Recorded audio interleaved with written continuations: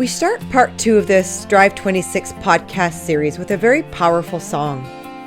Bring Back the Love is an original composition and visual interpretation by individuals whose lives have been affected by the exclusive Brethren, now known as the Plymouth Brethren Christian Church.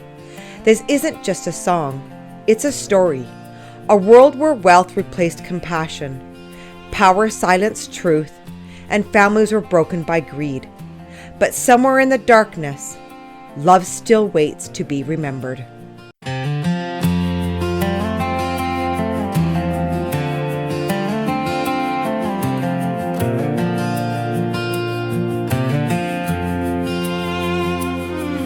He hides behind his whiskey glass, a ruler without shame. His sons and henchmen guard the gate and glory in their fame. They trade compassion for control and fear and rule without a heart. Their empire built on shattered hope and families torn apart. They raise their cups of burning gold as mercy fades away. Blue label pours like poison rain on every heart they sway. A drunken oath, a ruthless law, no tender voice allowed. They wear their greed like armor strong, uncaring, cruel and proud. Bring back the love, the open hand. Bring back compassion across the land. Let peace and freedom rise above.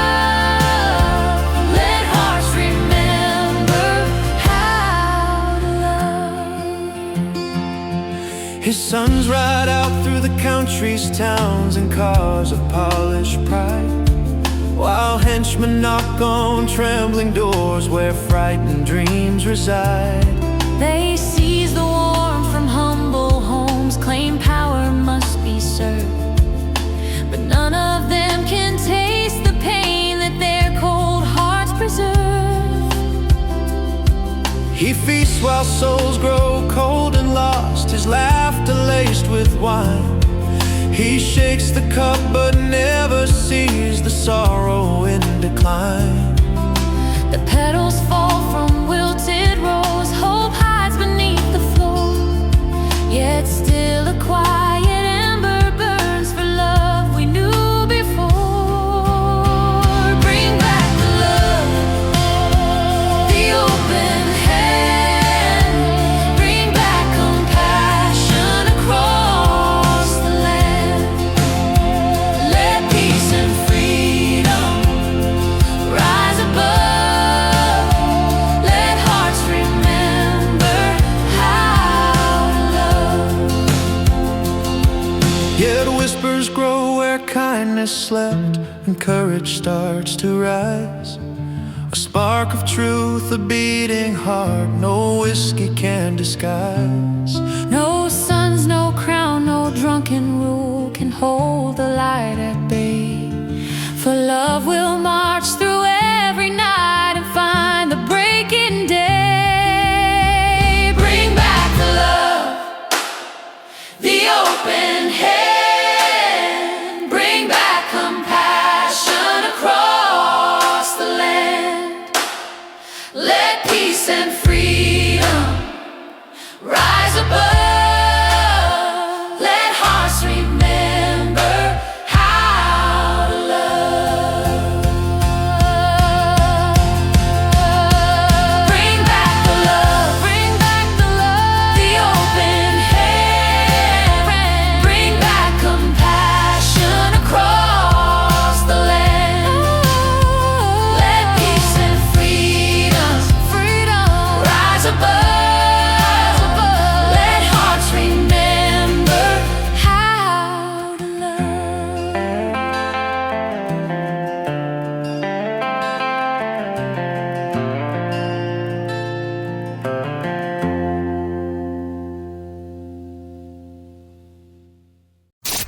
Welcome to the Get a Life podcast.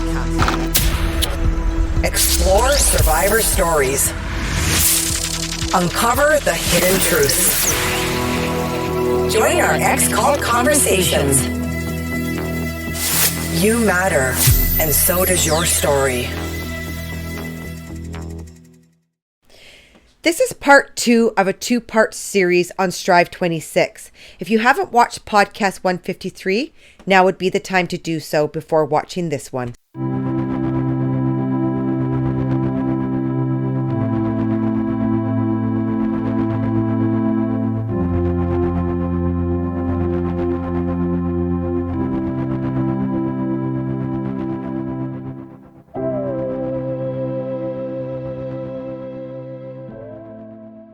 So the next part of the panel goes on to sharing experiences from schooling, the RRT, and Orbit.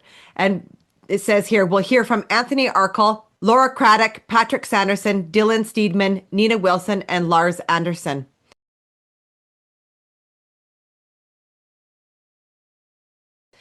And it goes on to say, we've been speaking a lot about the giving and caring to others. That's one thing RRT does every day in the wider community. The purpose of RRT is for the PBCC to express Christian principles of care and compassion by way of offering relief to people in need. And we've been told that a genuine reaching out to the wider community, showing to the world we don't just care for our own community, but we do think of others. And so what I want to reiterate here is this wider community also needs to include the ex-members that have asked for closure and help. And a question I have for you is, when are you going to partner with Olive Leaf Network? Olive Leaf Network has reached out multiple times on partnering with you to help those that are choosing not to be a part of your community anymore and help them with the transition. So if you're going to sit there and go to the places that RRT go to that support child abuse, that support domestic violence, you've also got to be able to dealing with the ex-members that have experienced these and have not had closure on it. So if RRT is going to present this facade of this care and compassion to the wider community, it must include the ex-members. And there's another point I want to make here, just comes up as they're talking about the RRT. And that is, when the RRT does major disaster relief work, that fact is loudly advertised on the Plymouth Brethren Christian Church's website, pointing out that the RRT is an initiative of the Plymouth Brethren Christian Church and that the volunteers in RRT are all PBCC members. We know also that the leaders in the PBCC, including the Hales family, will come on to seminars like Strive 25 and urge PBCC members to get out and volunteer for the RRT. That's all very good. The PBCC deserves the credit because the RRT was indeed created by its leaders and staffed by its members. But here's the million-dollar question. In the spring of 2025, the leaders of the PBCC set on a whole series of seminars in which they pressurized PBCC members to get out in force and campaign for a specific political party in the Australian general election. The same leaders, using the same channels of communication, urging the same church members, volunteers, to engage in a truly massive campaign effort, including flying them out to remote towns in the outback and making about 1 million phone calls on behalf of the Liberal Party. So please explain to me now how it is that when the PBCC are doing disaster relief under the direction of church leadership, that's an initiative of the Plymouth Brethren Christian Church and an expression of the PBCC's principles, but when the same church leaders and the same church members are going out campaigning for the Liberal Party, they get terribly upset and offended that anyone would dare to suggest that this is actually the Plymouth Brethren Christian Church doing political campaigning. You can't have it both ways. You can't take the credit for what the Rapid Relief Team does as an initiative of the Plymouth Brethren Christian Church, and then when the same people under the same leadership, with the same channels of communication, all go and campaign massively for a specific political party, you can't throw your hands up and say, this is nothing to do with the Plymouth Brethren Christian Church. Yeah, That's that's very well said. Really good point. They do it all the time, don't they? Anything positive is the church, any negativity is down to individual members' choice. Absolutely. Yeah. As if individual members ever had any choice in anything. Yeah. If you're going to own the RRT, you have to also own the election campaign. Yep. And it goes on to say, RRT has changed the perception of the PBCC in the wider community. I myself have witnessed the tears of appreciation from a recipient to RRT for their care and compassion. First of all, why does the perception need to be changed? Like, again, here we're talking about what the real purpose of RRT is. It is just to change the perception. For those that don't know, the RRT was created when they lost their charitable status in the UK in 2012. So yeah, here you go again. Here we have always said, us ex-members have always said, it's just a facade. It's to clear up their image. What about changing the reality of the PBCC rather than merely changing the perception of the PBCC? Now that would be progress. So what I want to comment on here is that the longer you wait to offer this care and compassion to the ex-members, the more that every single one of them are going to speak up with the hypocrisy of the events that you go to that go completely against your beliefs, or are the events that your community have contributed harm to, such as child sexual abuse and domestic violence. So I guess clean up your own backyard before you start taking RRT to places that you've contributed to. So this is just a little point that amused me. Orbit is the UBT's basically travel agency that organizes all the events at extremely high cost, and also apparently organizes the enormous supplies of high-end liquor that are trucked in by the pallet load to their major fellowship meetings.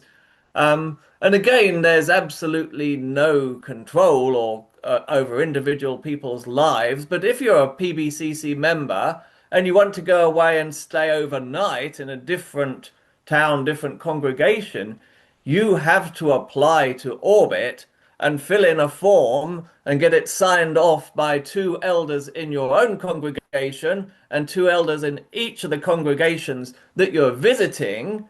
And all that has to be applied for in advance in about a 6-page form before you get signed off to be allowed to travel. But there's no control over individual members' lives, and it's not a cult. So bear that firmly in mind. I'm not suggesting for a moment that it's a cult. Anyway, so back to Orbit, there was this comment, Dean Hales asking someone, can you tell us some of your experiences in Orbit? And the speaker says, yes, so I do recall once seeing an older sister being looked after by an Orbit team member from the moment she got to the hall to the moment she left. She was helped across the car park, she was given a coffee, and she was helped to a comfortable seat. Now this is all very good, but remember that when you get an invitation to a fellowship meeting, you get a very large invoice from Orbit that's probably some multiple. That's to cover your travel, your travel experience. So instead of booking with an airline, Orbit just sends you a massive invoice, which is probably 2 or 3 times the kind of price you could get if you booked to travel with a budget airline. And I mean, this is one of the real pain points for the ordinary grassroots brethren, where an expense of $1,000 or so really hits them, is that whereas they used to be able to make their own way to a fellowship meeting, drive, get a budget flight, they now have to book through Orbit. And what do they get in return? I mean, is this really the most thrilling story they could come up with about the services that Orbit provide? That they helped an older sister across the car park, gave her a cup of coffee, and made sure she had a comfortable seat. Well, I mean, you would get that anywhere, anyhow, free of charge, without paying thousands of dollars extra. We hear of cases where Orbit will then send invoices having charged people for the travel, they will then send an extra invoice to brethren after the fellowship meeting to cover additional expenses like alcohol consumption. So, Orbit is just one of those other extremely culty things that the PBCC uses, one, to extract exorbitant sums of money from their members, and two, to control every aspect of their lives. And I just want to add in here that since this last set of meetings that Bruce just took in London, I had an insider reach out to me. And I'm just going to read this message because it really explains what you're just saying here, Richard, about the exorbitant amounts of money that they just squeeze out of their members.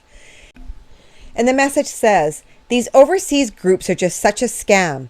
It's costing young people $28,000 to go from Melbourne to the UK, and that's economy class. This is for flights and maybe a coach ride or two. You then are told you have to leave $200 per night for a couple everywhere you stay, of your own money. Singles is $100 per night. Any day outings that are organized are paid for by your host or the hosting locality you are in, and these outings are getting more and more extravagant. People are being appointed in localities to organize the group outing, are going over the top, and then the people hosting the visitors are being told they've got to cough up for it when they have no say in it in the first place, or they have a collection in the locality. Some people are really feeling the financial hurt from this and have been complaining about the situation for a while. The other thing is, young couples are getting asked to go on these groups and they have a mortgage and small children. When they say they can't afford it, they get told it's not an option. You don't say no. You don't worry about the money. You just go. Take out another loan. Some people can't draw down anymore on their home loan and are having to take out personal loans to afford it. I've heard of this happening so many times in the past 12 months. Not sure where the living righteously and living within your means thing went. And so I just want to reiterate again, when we go on further to discuss how they're not a cult and how they say people have and their members have choice, this is just from the other day, where clearly they do not have a choice. Again, we know that those podcasts are full of lies, but here you have it in black and white from an insider that's reporting on the cost of going to London. Okay, so it goes on and it says, and I think you've also realized that you're actually part of a system that's built and designed to help you step into your potential, to help you reach those goals. It wasn't just across our peers. Everyone in the school was driving us towards it. The response is, and once you've developed that mindset, it sticks, doesn't it? You graduate with the discipline, the drive, and the capability really to come into the workforce, hit the ground running, but also contribute meaningful in our way of life. Again, there's that repeated sentence, our way of life. So what I want to tell you is that I want you to now let those high achievers pick their own career.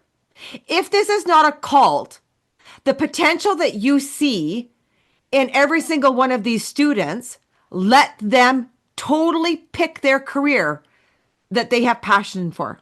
Not just admin, not just business, but let them have a career that they truly feel passionate about, not one that's handed to them.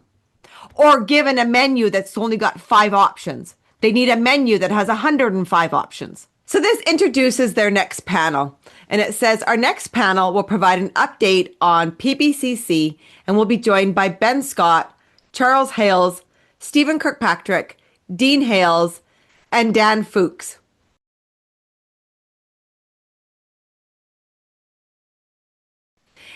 And it starts out with, PBCC has become a lot more prominent publicly in recent years, and unfortunately much of this has been negative. We were reminded recently of what Mr. Simonton said. We've got nothing to parade, but we've got nothing to hide. PBCC has never altered its position as a fundamental Christian church, promoting Christian principles and supporting one another to live our beliefs.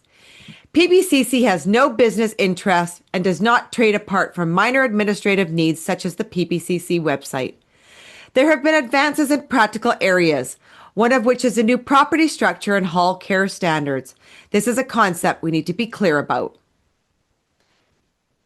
So you have got I'm going to let you explain this slide up here, Richard.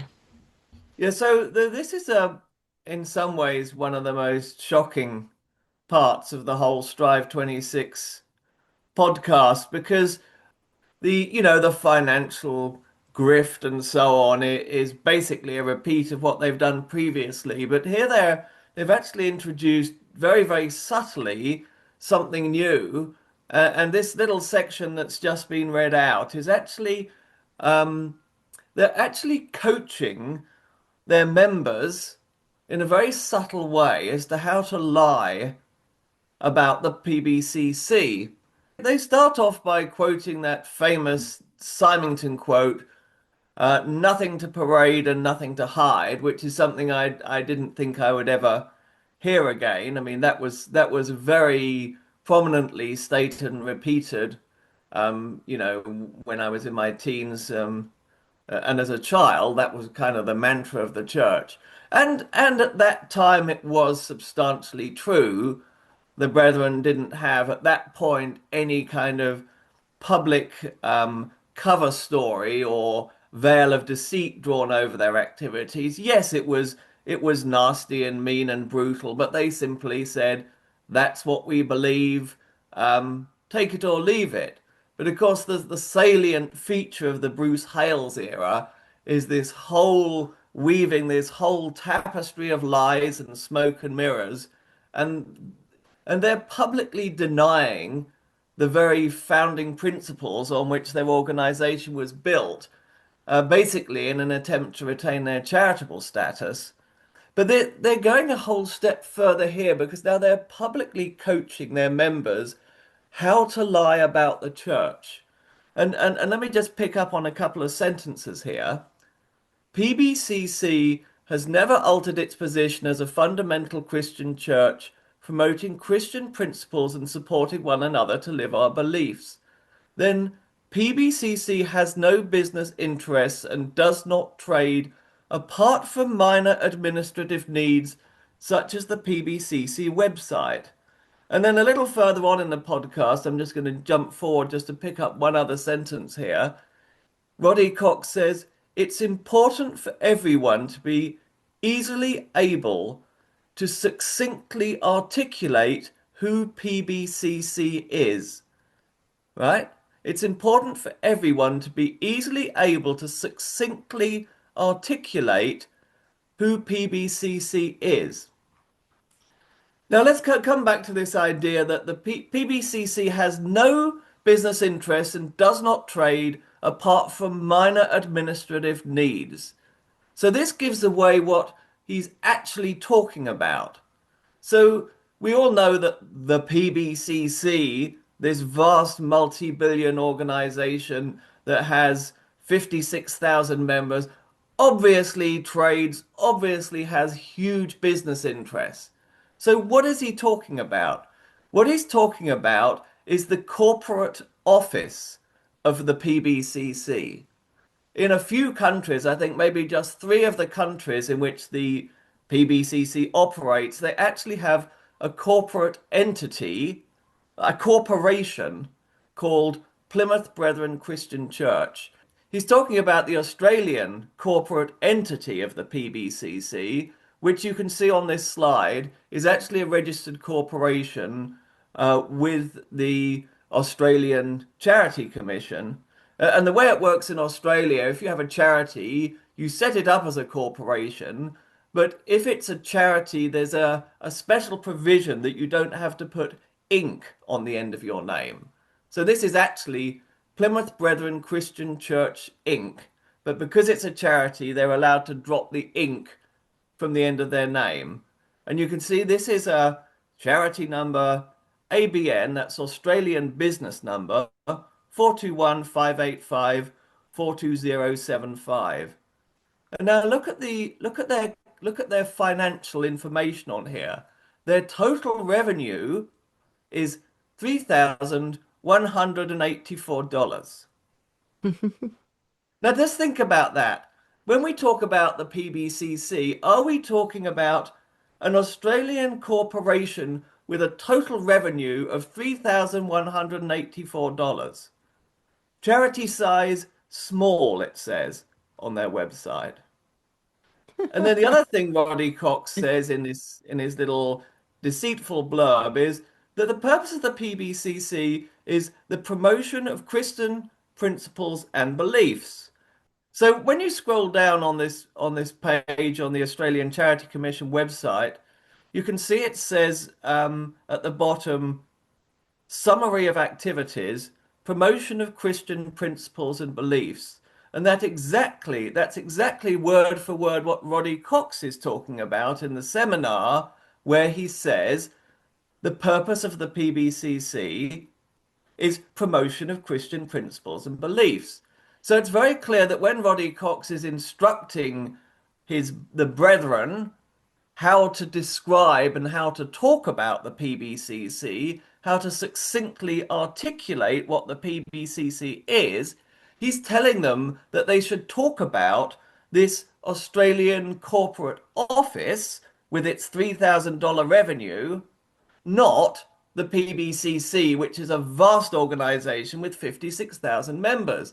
And I mean, just to make it clear, this corporate office, PBCC, or Plymouth Brethren Christian Church Incorporated in Australia, this corporate office does not have any members. It has a handful of trustees or directors. It does not have 56,000 members.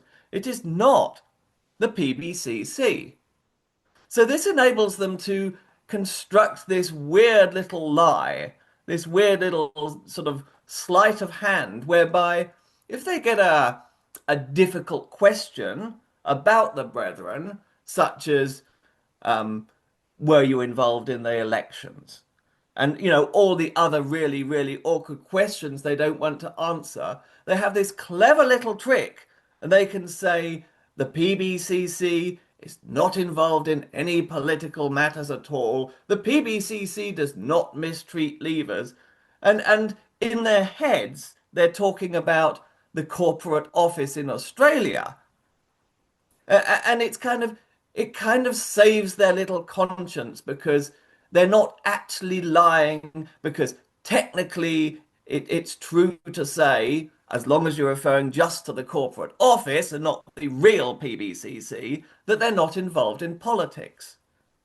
So it's like they're playing this mental gymnastics, right? And they're trying to Exactly. train their members to be like, oh, so if somebody comes up and asks you about RRT, yes, we're amazing, we help people, we're beautiful, Yeah. we're always out in the communities. But if they mention UBT, you know nothing. If they mention, One School Global, say this. If they mention the PBCC, say this. They're confusing the crap out of their own members, Well, yes, but I mean, the thing is, I mean, that's exactly right. But the joke is, it's all in their head, right? It's just to salve their conscience so that they're not technically actually lying. I mean, let me illustrate this. Let's kind of take the whole cult out of it. I mean, here in Ontario, I could register a corporation in the name of Richard Marsh. It cost me $30. I could set it up, and the corporation called Richard Marsh could actually own property on my behalf. It can buy and sell on my behalf, and in some respects, it could legally represent me. Now, say having set up this corporation, I then head into downtown Toronto, hurl a brick through a jeweler's window, make off with a handful of diamond necklaces, and I'm arrested. It's as if I'm hauled up in court, and I say, Your Honor, I swear on the Bible that Richard Marsh did not steal this jewelry, and I was talking about the corporation called Richard Marsh, not the real flesh and blood Richard Marsh. Now, Yes, okay, if that exactly. sounds silly, it's because it's very, very silly. But that's exactly what Roddy Cox is instructing the 56,000 members of the PBCC to do. That Yeah. when you get these awkward questions, you talk about the corporate office, which is also called the PBCC, so it's got the same name. Now, I mean, if that's an honest way to proceed, I mean, let me put it another way. If that's, we've got nothing to parade and we've got nothing to hide, then, I mean, you've got incredibly low standards of honesty. Yeah, they stand there and claim the PBCC has nothing to hide, no business interests. And honestly, it's insulting because everyone inside knows the truth. The church leadership controls every single part of that giant business machine. They pick who runs these companies, who sits on the boards, how much money gets pulled out of families, what doctrine is used to justify it, and even who's allowed to access the services. That is a business empire. They're just hiding it behind religious language. And here's the part that really hurts the people. When your church controls your income, your job, your school, your technology, your budgets, your business reporting, that's not spiritual guidance. That's economic control. And economic control is one of the 4 pillars of cultic influence. You tie someone's financial survival to their obedience. That isn't Christianity. It's coercion. That's why people are drowning inside, and that's why so many are finally speaking out. And I want to take this into the BITE model of Stephen Hassan. So underneath behavior control, we have controlling people's actions, time, clothing, diet, work, education, associations, and access to information. The information control is controlling what people are allowed to read, watch, discuss, or know, discouraging outside sources, using secrecy, spin, and censorship. Thought control, demanding unquestioned acceptance of doctrine, discouraging critical thinking, using loaded language, us versus them thinking. Emotional control is using guilt, fear, shame, phobias, threats of isolation, loss of family, loss of salvation, or loss of community. Okay, here's the next audio I want you to listen to. Yeah, thanks, Steve. So PBCC Properties is a brand new entity in the ecosystem, separate to the church itself, but we're calling it a new era for our Gospel Hall Trust. And our mission really is to create a system of resource and care that enables a universal standard for the provision and operation of our meeting halls. So over the past 12 months, we've set up a new legal system, we've presented to every locality, we've designed best practice guidelines, and established new roles and responsibilities at global, regional, all the way down to a local level. And we've also built a database of what localities plan to spend on building new halls, which has uncovered a huge need for funding. But the point we need to make is our role at PBCC Properties is to assist localities design cost-efficient buildings so that we can spend every dollar wisely, and most importantly, without impacting the needs of GFT in one number. So our mission for 2026 is to help localities grade the urgency of the new buildings that they're proposing, to make sure that one number and GFT funding must take a priority. Because as was said earlier on, we can defer building halls, but we can't defer or stop educating our children. What I want to just reiterate on that excerpt that you just heard is the last little bit. So it says, so our mission in 2026 is to help localities grade the urgency of their new buildings that they're proposing to make sure that one number in GFT funding must take a priority. Because as we said earlier on, we can defer building halls, but we can't defer or stop entirely our children, can we? Again, let's come back to the brainwashing and the guilt tripping. Is they take everything that you just heard and turn it around to the children. This is what Richard was talking about earlier. I'm going to let you guys listen to this whole audio because this is where they explain that they are not a cult. They talk about the 3 key traits of a cult. And so here's that audio. That's very good, Ben. I'm sure we're all proving the benefit of it locally. It's important for everyone to be easily able and succinctly articulate who PBCC is. Very incorrectly at times we've been labelled a cult, which we need to counter. PBCC is a system of care, compassion and teaching to help us move forward in every area of our lives. We're a Christian church, not a cult. We're not controlling business. We're not political influencers. I recall speaking to your father one time about a situation. He responded, we're not running people's lives. We're not ruling people's faith. Yeah, it's excellent. I was chatting to a brother the other day. He said he had to Google what a cult was because he didn't know.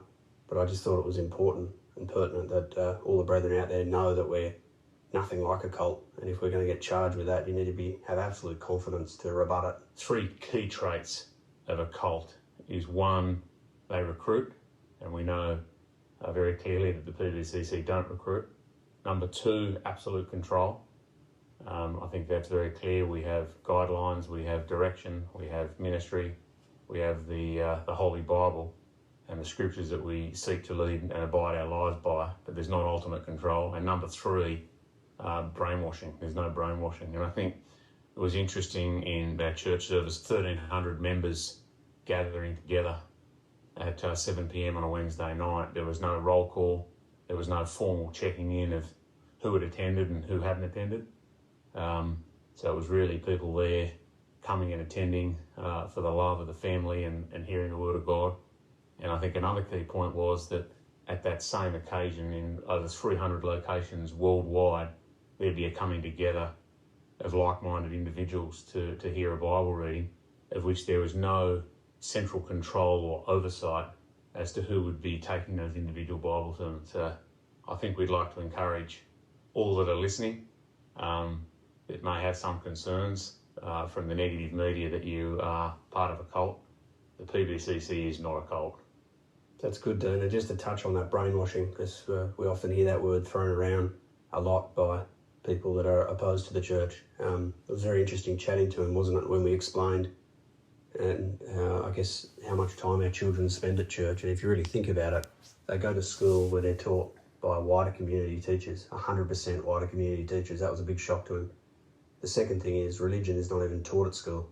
We rely on the teaching of religion to be in our churches and in the families, which is under your control in your household. And then you look at how often a child goes to church. We know what it is through the assembly calendar, but it's not even an hour a night. It's in some instances it might only be half an hour. So to call the PBCC a group that brainwashes the oncoming generation could not be further from the truth. So it's funny how they talk about there's no brainwashing. None whatsoever. Yet we know 100% that everything they're doing in this is brainwashing. Like it's like that mental gymnastics. We're not responding. We're not running people's lives. We're not ruling people's lives. No, we're having the local priests do that through us. You know what I mean? Like it's just this, oh no, we're not telling them exactly what to do, but we say, if you don't do this, you'll be kicked out. Right? It's these mental gymnastics that they're trying to play. We don't run people's lives. Oh, who does? The PBCC properties now, like it's just the new name. Yeah. Here's what I have to ask you. What do you say to this insider that wants a break? Hello. Please tell Sydney that no, we don't want to have them for the break on the 4th of January, 2026. That week is a rare holiday from work. We don't want to spend it getting ready for a break. Not to mention this time of year is expensive enough already. Show some of that compassion you trumpet and give us a break from the break. And then another insider just sent me this.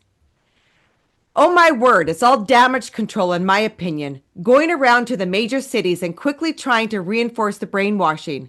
It's the ladies I feel sorry for.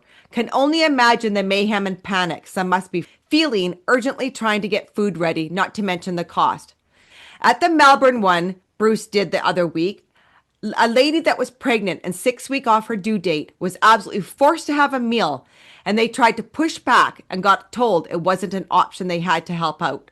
6 days later, the baby suddenly came, 5 weeks early. This was a pregnancy they'd had to try so hard for.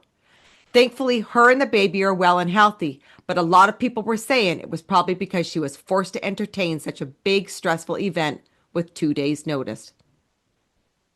And just one line I want to pick out there. They're trying to claim as this rebuttal of the suggestion of brainwashing. And then you look at how often a child goes to church. We know that what it is through the assembly calendar, but it's not even an hour a night. It's, in some instances, it might only be half an hour. So to call the PBCC a group that brainwashes the oncoming generation could not be further from the truth. I mean, just let me put in brackets here that any time one of these big cheeses says could not be further from the truth, that's the little sort of motif that says we're telling a really big lie here. So this is my comment on this idea that because the children only spend an hour a day, according to them, listening to ministry and being brainwashed, that means they're not brainwashing. Firstly, this is totally untrue. They've left out the fact that they have 4 meetings on Sundays, and then they have recordings of the great men blathering on some night of the week. That has to add up to 10 meetings a week. If they average 45 minutes, then that would be 7 hours and 30 minutes a week. And then as soon as they're able to read, and remember they learned to read from John's Gospel, they're expected to read a whole white book a week. Now that has to be at least an extra hour a week. I mean, these things have 100 pages. So that And makes it 8.5 hours a week. So and that's more than a whole working day per week that your children spend being heavily indoctrinated. Right, and that doesn't include reading the Bible. That's just reading the profound wisdom of the great man. Now, what mainstream church expects its children to spend a whole working day per week on indoctrination? there are schools that do that in the Middle Eastern countries. They Yes, I've study heard of Islam that. Yes, as like a university, you know what I yes, mean? But I was thinking about what you're saying, Richard. You add up all the time of praying for a meal every day, reading the yeah, Bible, you know, even as a young kid, sometimes your dad would read or mom would read the Bible with you in the mornings. My dad did that sometimes. So if you add up all that time, it's definitely more than 7.5 or 7 and a bit hours a week, right? And then just think absolutely. of what the brethren will not allow that they would consider Yeah, brainwashing. Like, for instance, listening to 5 minutes or 10 seconds of radio, right? yeah, That has some language in it or, you know, some Ozzy Osbourne would be yeah, considered filth and brainwashing, even just a couple seconds of that. But doing yeah, something for hours and hours or whatever, an hour even every day is considered not brainwashing at all. It's not going to fill up your mind with anything negative, yeah. right? It's just beautiful. So But there's two yeah, sides to the brainwashing. One is what they pump into you, and the other is the sort of rigorous exclusion of any other ideology. And I mean, we're not just talking about bad language or pop music. We're talking about they're absolutely not allowed to study or consider other religions, other ideologies, scientific theories like evolution. This stuff isn't, there for them to consider. It's completely excluded. I mean, and nothing could be more profoundly brainwashing than to take children literally from birth and pump this stuff into them for hours a day, every day of their lives. I mean, by the time you get to 20 in the PBCC, how many hours of this stuff has been pumped through your head? It's and absolutely staggering. And I would ask those insiders, they can do, you know, do a mental test in your own head, okay? So Yeah, for example, let's say you worked at a company that sold widgets and they were amazing widgets, right? yeah. And one day your boss came in and you're a salesman and he sees that you're reading a book about widgets 2.0 sold by the competitor, right? Would Yeah. your boss go,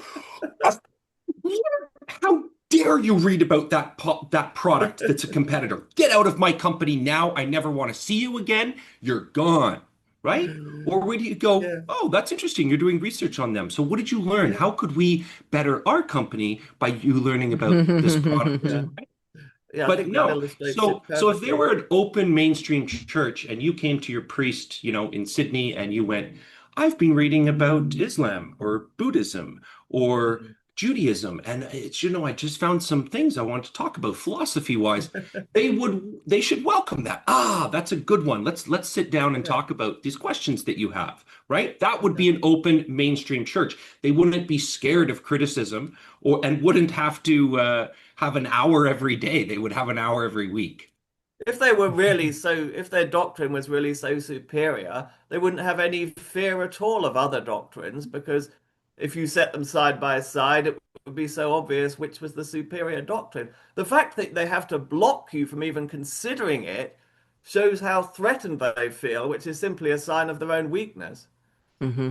It's always the elephant in the room when this word brainwashing comes up. And I think it's a word that the brethren have picked on quite deliberately. There's a whole section of the scientific or psychological academic world that says brainwashing doesn't exist. Now, we really need to clarify exactly what that statement means.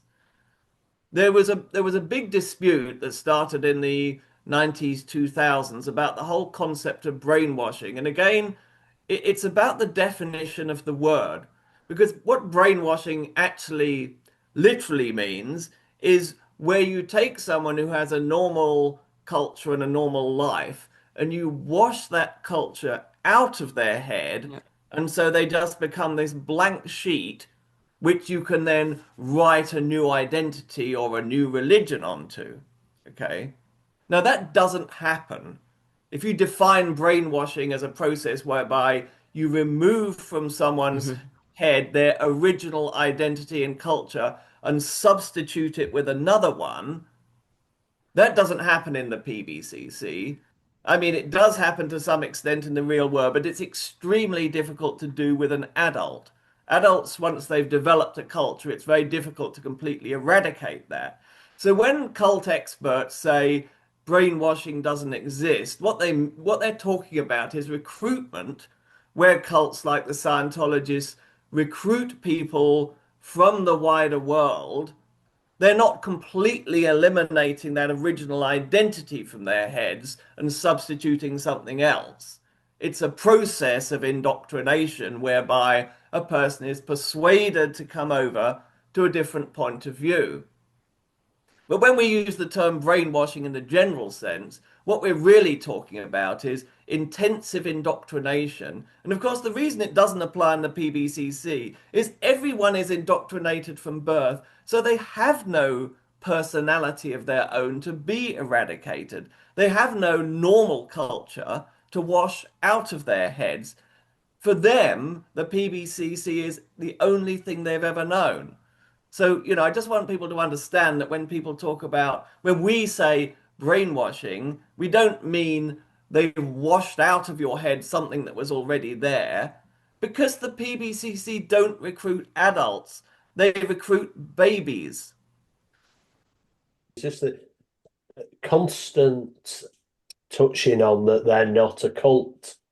I'm not 100% familiar with every cult. I don't think anybody is, but I don't think anyone that leads a cult has ever turned around and says, yes, we are a cult. So just denying it is, and it's coming from the leading Brethren members from the Hales family. So it means nothing, denial of being a cult. Yes. Yeah. I looked up the Wikipedia article on cults. I would recommend Brethren members, if they have access to Wikipedia, which because you're a cult you probably don't, that you look up that article and read it and just see if the cap fits. Yeah, and I would tell people to go back to podcast 152 where we had an insider take apart Strive 26. And this insider also had a response to exactly what we were talking about here. And so if you haven't watched podcast 152, it's only 25 minutes. I would strongly suggest watching that. It goes through the top 10 points of what a cult is. And this insider they were 9 out of 10 things that were checked off. And the only one that wasn't checked off was the recruitment, which honestly, we can also debate that in the sense that they do recruit right from birth. I mean, that baby doesn't get a choice. Yeah, but it's like they almost eliminate the need to recruit because they they can do it at birth. I like to really compare, the cult brain to computers.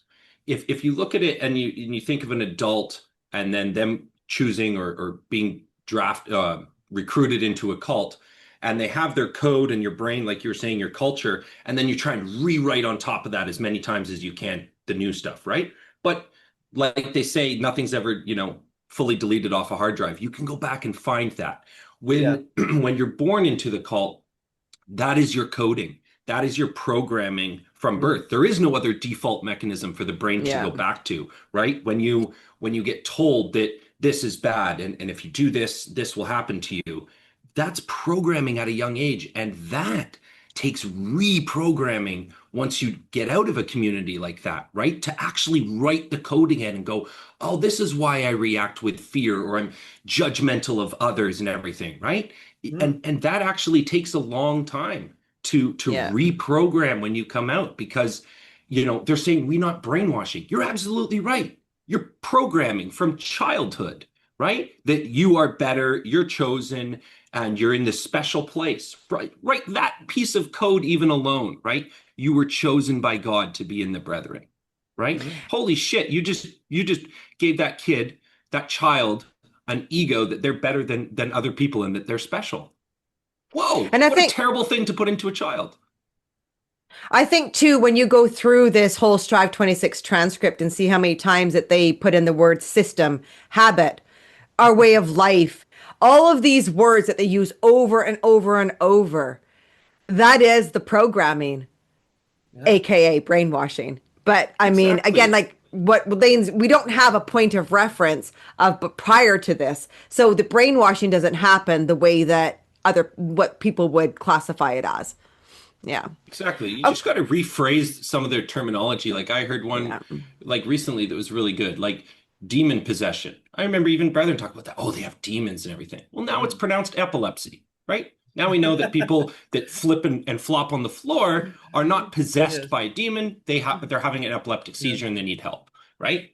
But the Brethren love these old terminology. Oh, we don't brainwash. No, no, no. You're Yeah. doing religious Yeah. trauma and programming.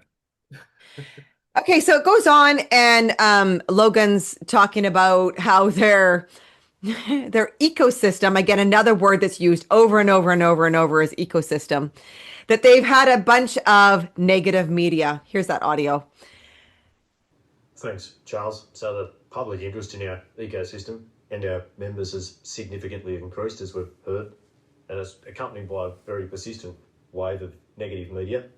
So in response, over the last 18 months, we've significantly increased our proactive efforts in reputation management.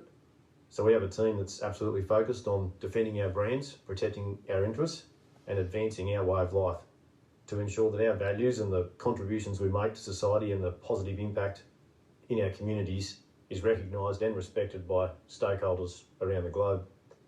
The initiative we're working on is an ecosystem-wide effort supported by a global team of experts assisting in the different work streams. Some of these work streams include the new PBCC podcast.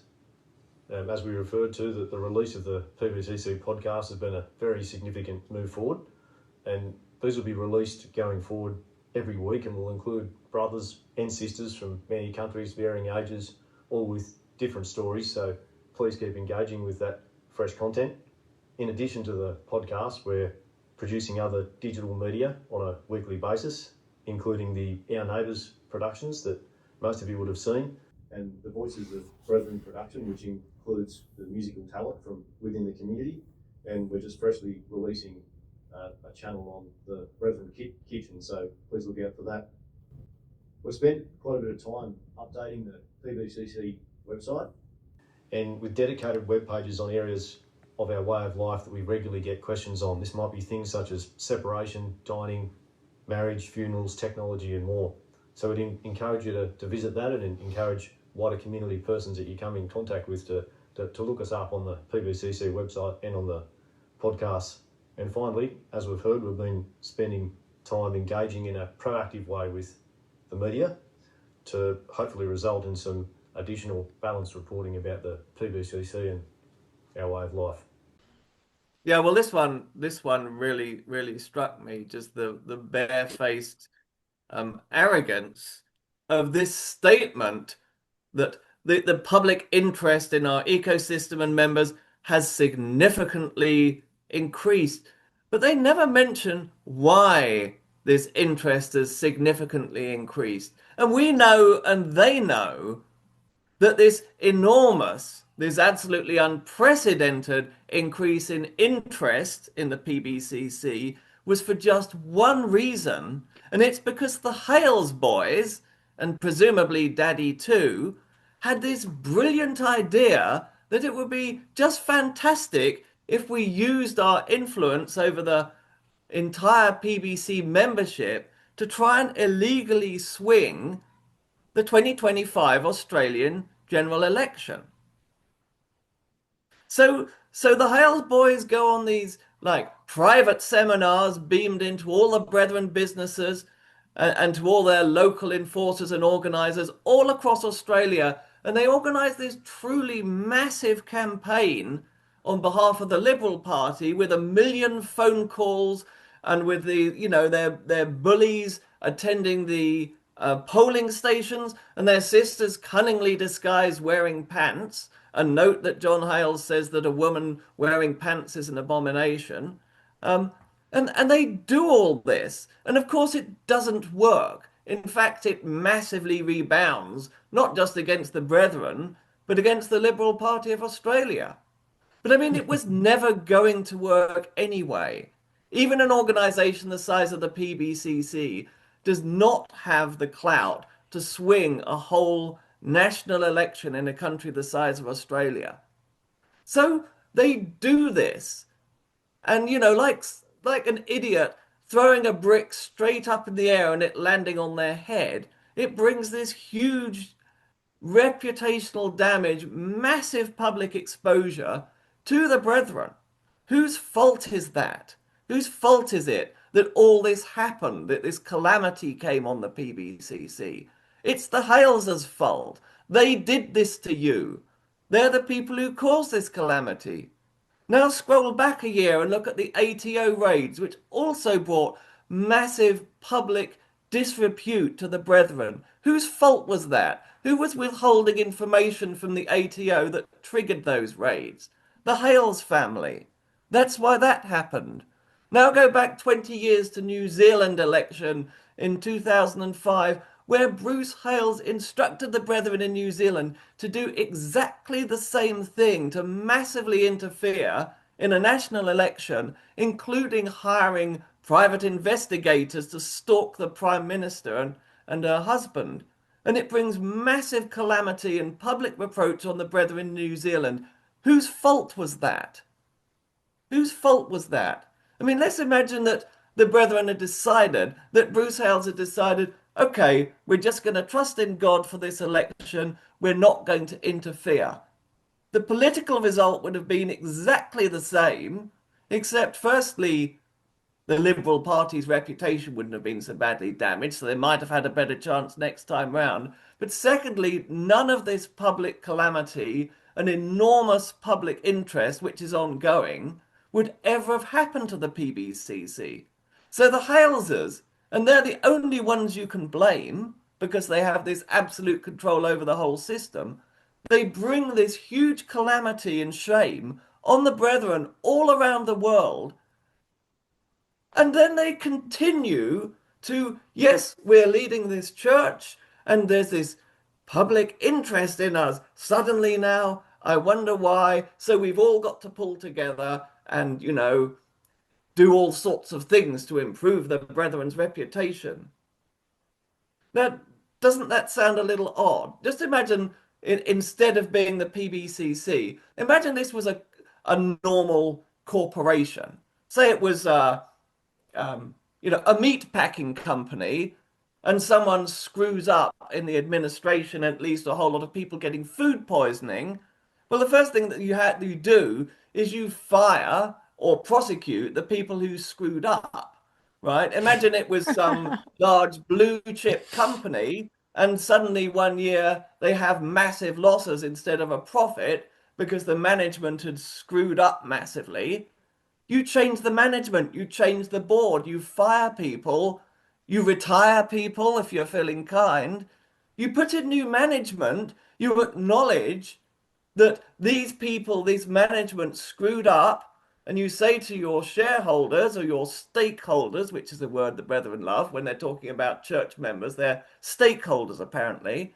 You say to your stakeholders, yes, the management screwed up, they've done badly, we've put in new management so that this doesn't happen again. Let me make a suggestion to the PBCC members that you need to change your cabinet. Richard, Yeah. I just have a question. Do you think the Anglican Church has a team that's absolutely focused on defending our brands, protecting our interests, and advancing our way of life to ensure that our values and the contributions we make to society and the positive impact in our communities is recognized and respected by stakeholders? I mean, Well, it that's sounds actually, like that's super relevant because, of course, the Anglican Church does have an interest in maintaining its public reputation. But let me course. give you an example that the Archbishop of Canterbury resigned a few months ago because he was very peripherally involved in mishandling a case where a priest had been involved in some child abuse, and he had failed to act in removing that priest promptly from his position. Now, yeah, it was bad, but I mean, the guy's involvement was quite peripheral. But instead of trying to cover over it or launching a PR campaign or handing out bottles of Anglican Church branded bottled water or Anglican Church branded beef burgers with Anglican ketchup on them, he said, "I'm sorry, I've screwed up, I'm resigning, and I'll let someone else take over." So he took the blame himself to protect the reputation of the organization which he genuinely valued and loved. And that is exactly what doesn't happen in the PBCC. No. Like I've never heard of the Anglican Church setting up a team and being like, we're going to now have a team that's going to defend these, people. Now, not to say that the Catholic Church didn't probably try that at the beginning of their troubles, right? But yeah, it's ridiculous. Why not admit, apologize, and replace the person and move forward, right? And learn from it. Exactly. And instead we're going to have a team focused on defending our brands. Yeah. And so what is that exactly? Is that going to be individuals coming online trolling in comment groups, defending the brand every time that there's a newspaper article? Are we going to, are the brethren going to come and actually refute this now? What is defending the brand going to be? Is the it language starting a extraordinary. podcast that sounds ridiculous? We were brought up to say we are God's chosen people, and you don't even call yourself a church because we are the church. But it's a brand. It's a brand like Heinz, And everybody that varieties, except it's only one variety. All the people that they are bringing onto their podcasts are all handpicked. Oh, I have a list of insiders that would love to come on. Absolutely. But would they be allowed? Everything's handpicked. So even the defense that they are doing is not open to everybody, even though they say it would be. So they go on to talk about the PBCC website, the podcast, and that they're hoping that this will result in some additional balanced reporting about the PBCC. And again, here's that word, our way of life. But there's no brainwashing or indoctrination going on. No brainwashing, no indoctrination, but that's every step of our lives. We have been shown the way. That's the question PBCC members need to ask themselves is, what aspects of my life and what hours in my day are not directly affected by the PBCC? Yeah. That's a great question. Just one comment there. There's a line here where they say, we've been spending time engaging in a proactive way with the media to hopefully result in some additional balanced reporting about the PBCC and our way of life. And I'm going to ask Cheryl to insert here a quote or two from the ministry of Bruce D. Hales, because the media they decided to engage with was the Rupert Murdoch media, which has been publicly condemned multiple times by John Hales and Bruce Hales, that Rupert Murdoch is the man of sin. He's the prototype of the man of sin. So just think about that. They decide to proactively engage with the media, and they specifically choose Rupert Murdoch's businesses and media companies to engage with. And how did that go? So again, this is initiative of the Hales family. Instead of keeping quiet and not digging the hole deeper that they've already dug, they decide, we're going to stand up and defend ourselves. We're going to link arms with Rupert Murdoch, and I'm sure he's going to have some really nice things to say about us. Well, let's just have a look at some of the headlines that the Rupert Murdoch media put out as a result of the Haleses deciding to proactively engage with the man of sin.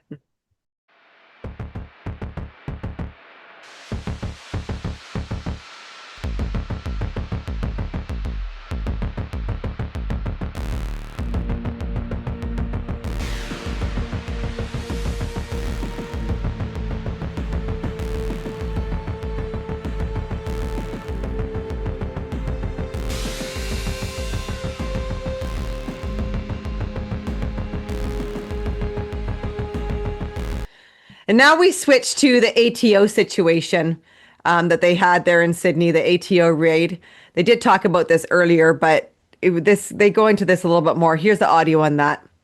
I thought it might help to touch on the ATO situation that we had here in Sydney, Australia. Obviously, that's had a lot of public scrutiny in the media. It definitely been a topic of conversation amongst the saints globally, definitely here in Australia.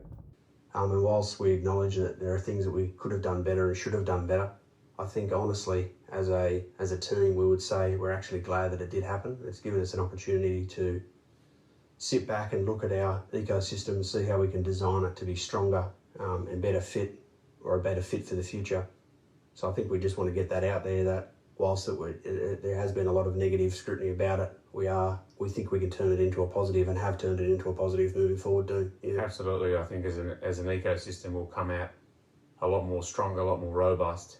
And as you've said, gives us a heightened increase in focus on governance and process. And I think it's a good call out for all of our businesses as well, as they continue to evolve and scale, to make sure that we put the right appropriate time and investment into good governance, good process. So just a call out to all the generations that are listening, the young and the old, that have bought into it, this idea of, I guess, balancing entrepreneurialism with compliance. It's been excellent, and we'd love to see that continue in the future. That's excellent. So really what you've pointed out is we couldn't be further from a cult. I'd love to repeat what was said recently. These men, they've led us, they've taught us, they've fathered us, they've shepherded us. There's nothing more they could have done for us. That's really the way every step of our lives we've been shown the way. And I'd just like to reinforce what's been said about watching those podcasts. We really appreciated those recent podcasts. They gave us, and they give anyone that knows us, real insights and reference points that they help to speak about our way of life. Yeah, so this is an amazing piece of spin, because it's, let's take a complete and utter disaster and pretend like we're glad it really happened. Really, Charles? You're really glad that the ATO raid happened? Or do you really expect anyone to believe that? It's just spin, right? It's one of the great achievements of a spin artist is to take a complete disaster and spin it as if it was something, well, we're really glad it happened. So let's kind of cut to the chase here. Number one, the UBT is Bruce Hales's business. Remember Mick Strange telling Trent Wasky that? Number two, the crown jewel and flagship of UBT was UBT Accountants, UBTA.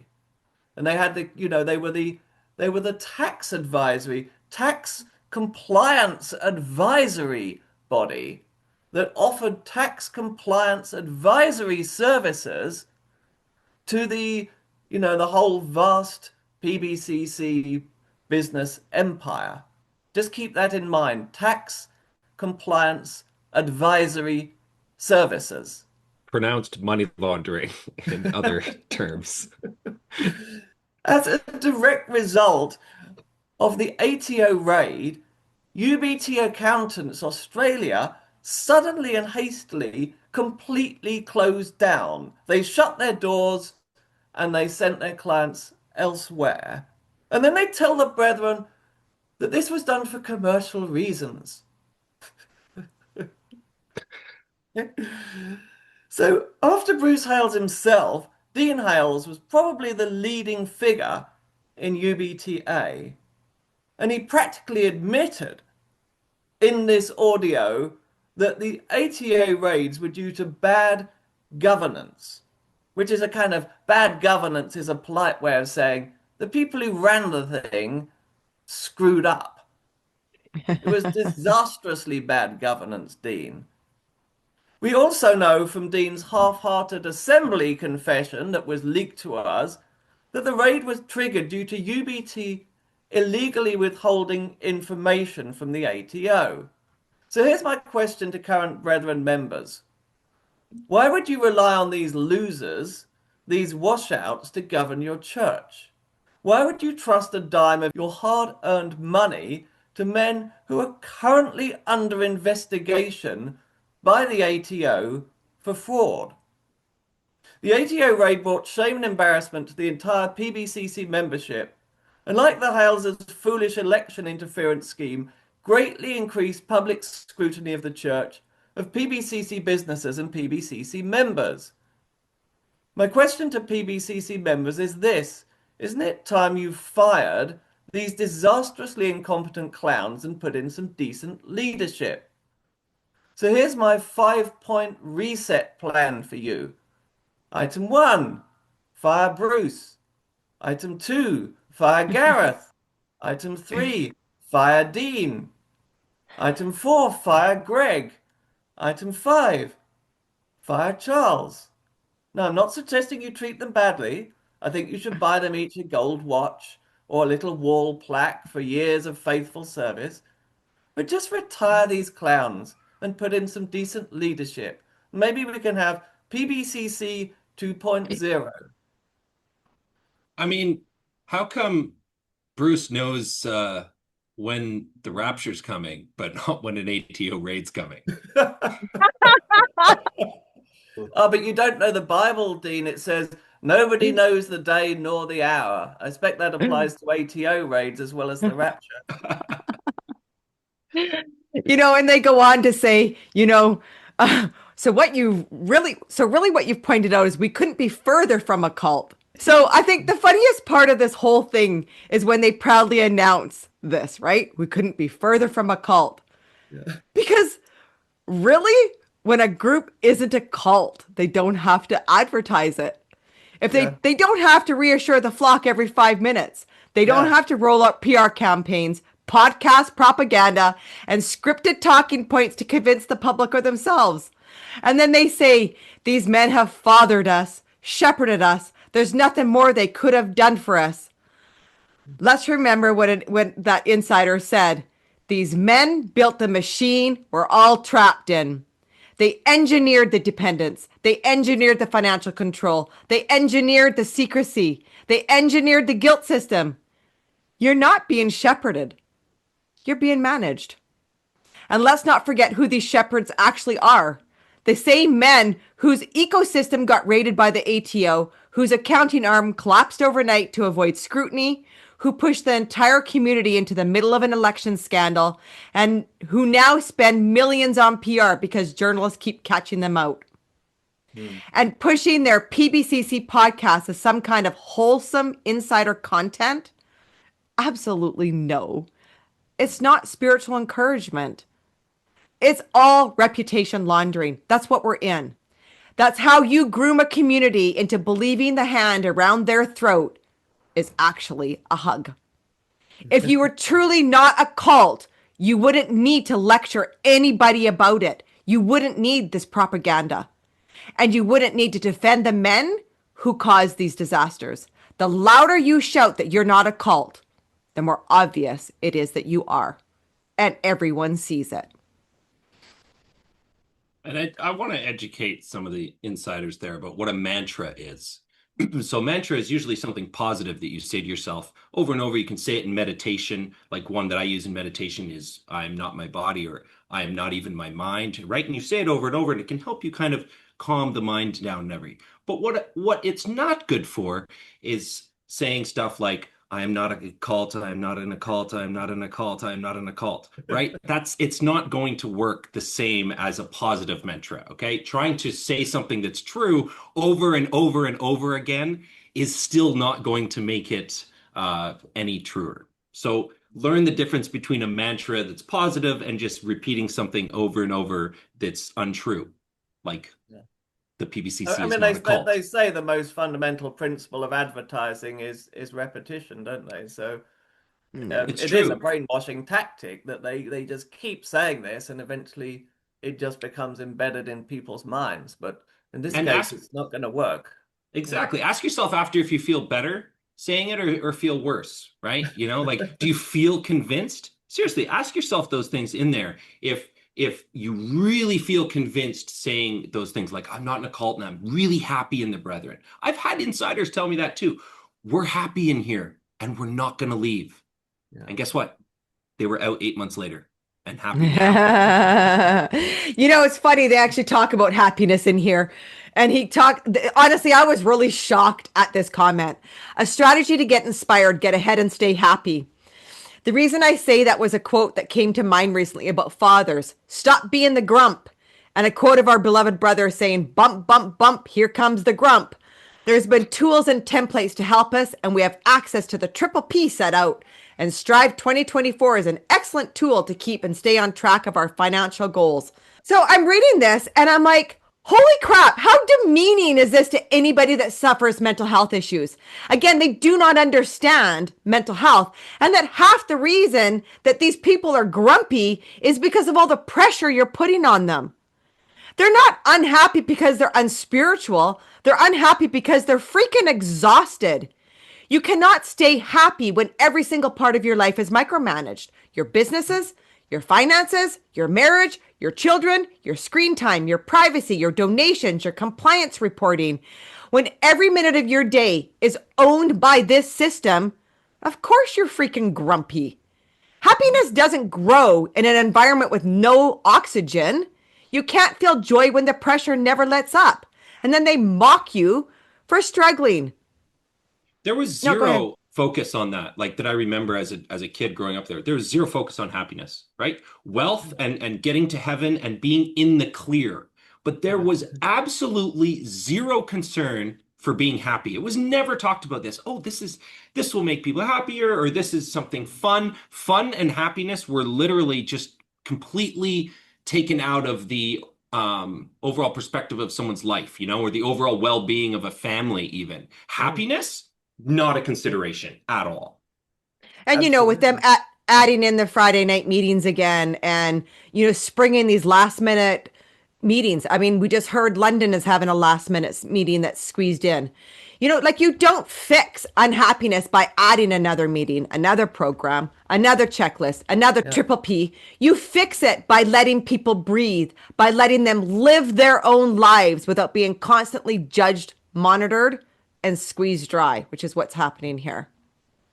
What's interesting for me there is you've got the first sentence and the last sentence, a strategy to get inspired, get ahead and stay happy. Mm-hmm. And then we've got excellent tools to keep and stay on track of our financial goals. They don't seem to see, it would appear that wealth is a happiness. Yeah. Yeah, it's like they don't understand the difference between wealth and happiness. Yeah. There's quite a good little meme with like two businessmen and one says to the other, do you ever get that feeling that if you just make another billion, you're going to be happy? And then you do, but you're not. Yeah. I mean, Charles and Dean really go into this. They really dive into this about all the many, many ways to win in a day. And Dean Hale says, my number one goal is to maintain purity. Mm. And I'm like, I wonder how many pedophiles are sitting in there that aren't remaining purity and they still get to sit with them. Yeah, so it's obviously not bread with them. Exactly. Yeah. I really wanted to point out this next thing. This is where the whole huddle thing comes in. I honestly, some of the stuff that's in here is just so shocking. And you're just like, did I actually just hear that? So here's the audio to this. For individuals, I'd like to encourage all the families and individuals out there this evening, this morning, wherever you are, to use this opportunity over the next 6 weeks to sit down as a family with your family members to reset your goals for 2026. Look at where you have won in 2025. Look at where you haven't been able to hit those daily habits as well as you should have, and a fresh opportunity to reset the framework for next year. And can't say we do it as disciplined and as focused and as structured as we should, but we try and do a little bit of a family huddle for 15 minutes on a weekly basis. To be honest, it probably only happens every month, but on a Monday night or a Friday night, sit down as a team. I guess if you've got 10 or 15 kids, it might be a 3-hour huddle, but I'm grateful to only have 2, to be able to sit down, husband and wife, with your kids, and just have a bit of a reset and said, how did the week go? Dad, did you actually get your 20 minutes of ministry in each day? Did you get your 30 minutes of walking and strength training in? Did you do your bit? down to the kids. Did you get your bed made? Did you pray before you went to bed? The other parents, are we actually spending time with our kids? If they're young, rooting the ministry with them. Even if they're older, we're praying with them. It's all those daily disciplines of righteousness that set you up for prosperity, and none of us are beyond it. We have to keep at it day in, day out. I guess one of my biggest things that I want to say to this is, why do you need a family huddle if you're with your family every day? You can have family meetings. We have family meetings, but the way that they say this is so creepy because it's filled with a list to do, right? It's not prosperity, it's pressure, it's control, it is coercion. And when family life becomes a weekly audit and instead of a safe space, that's when you know you're a cult. One of their huge problems in there is because there's such immense pressure on the fathers to work incredibly long hours. The amount of time the fathers actually spend with their children is absolutely minimal. I wonder if they even recognize their children when they get home. Oh, another couple have arrived since I was last here. Do they even know their names? One of the things that I really enjoyed, one of the greatest privileges I had is that when my daughter was born, I took 6 months off work just to spend all that time with her. You can't put a price on that. But you can't do that in the Brethren. No. And when you put that paragraph into the bite model, all the behavior control that happens in there, like the behavior control is the most obvious one. He's telling families to sit down weekly review. Did dad get his 20 minutes of ministry? Did dad exercise enough? Did the kids pray correctly? Did they make their beds? Did mom and dad read ministry with them? And so it becomes this micromanaged system of tasks and performance quotas. It's not sitting down and getting to know your family. I is information control. So in this case, these family huddles ensure children receive only PBCC approved messaging. Parents reinforce only PBCC doctrine. There's no outside viewpoints enter the family discussion. The home becomes a sealed bubble of church-approved information. T represents thought control. So thought control happens when critical thinking is replaced with doctrine. Independent thought is framed as failure. Obedience is linked to prosperity. And he literally says, these daily disciplines of righteousness set you up for prosperity. Daily disciplines of righteousness. That is such a weird way to use the English language. Okay.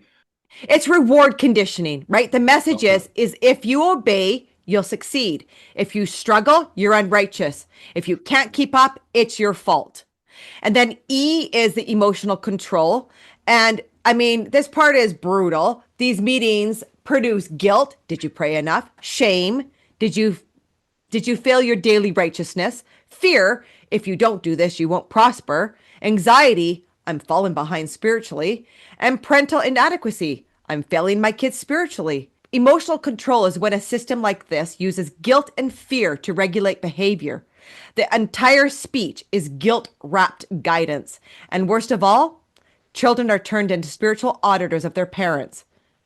And again, when you leave the cult, we all suffer from this, where you're constantly judging how you are performing, how you are doing, and are you doing everything you possibly can to get to where you need to go. It is a very indoctrinated behavior.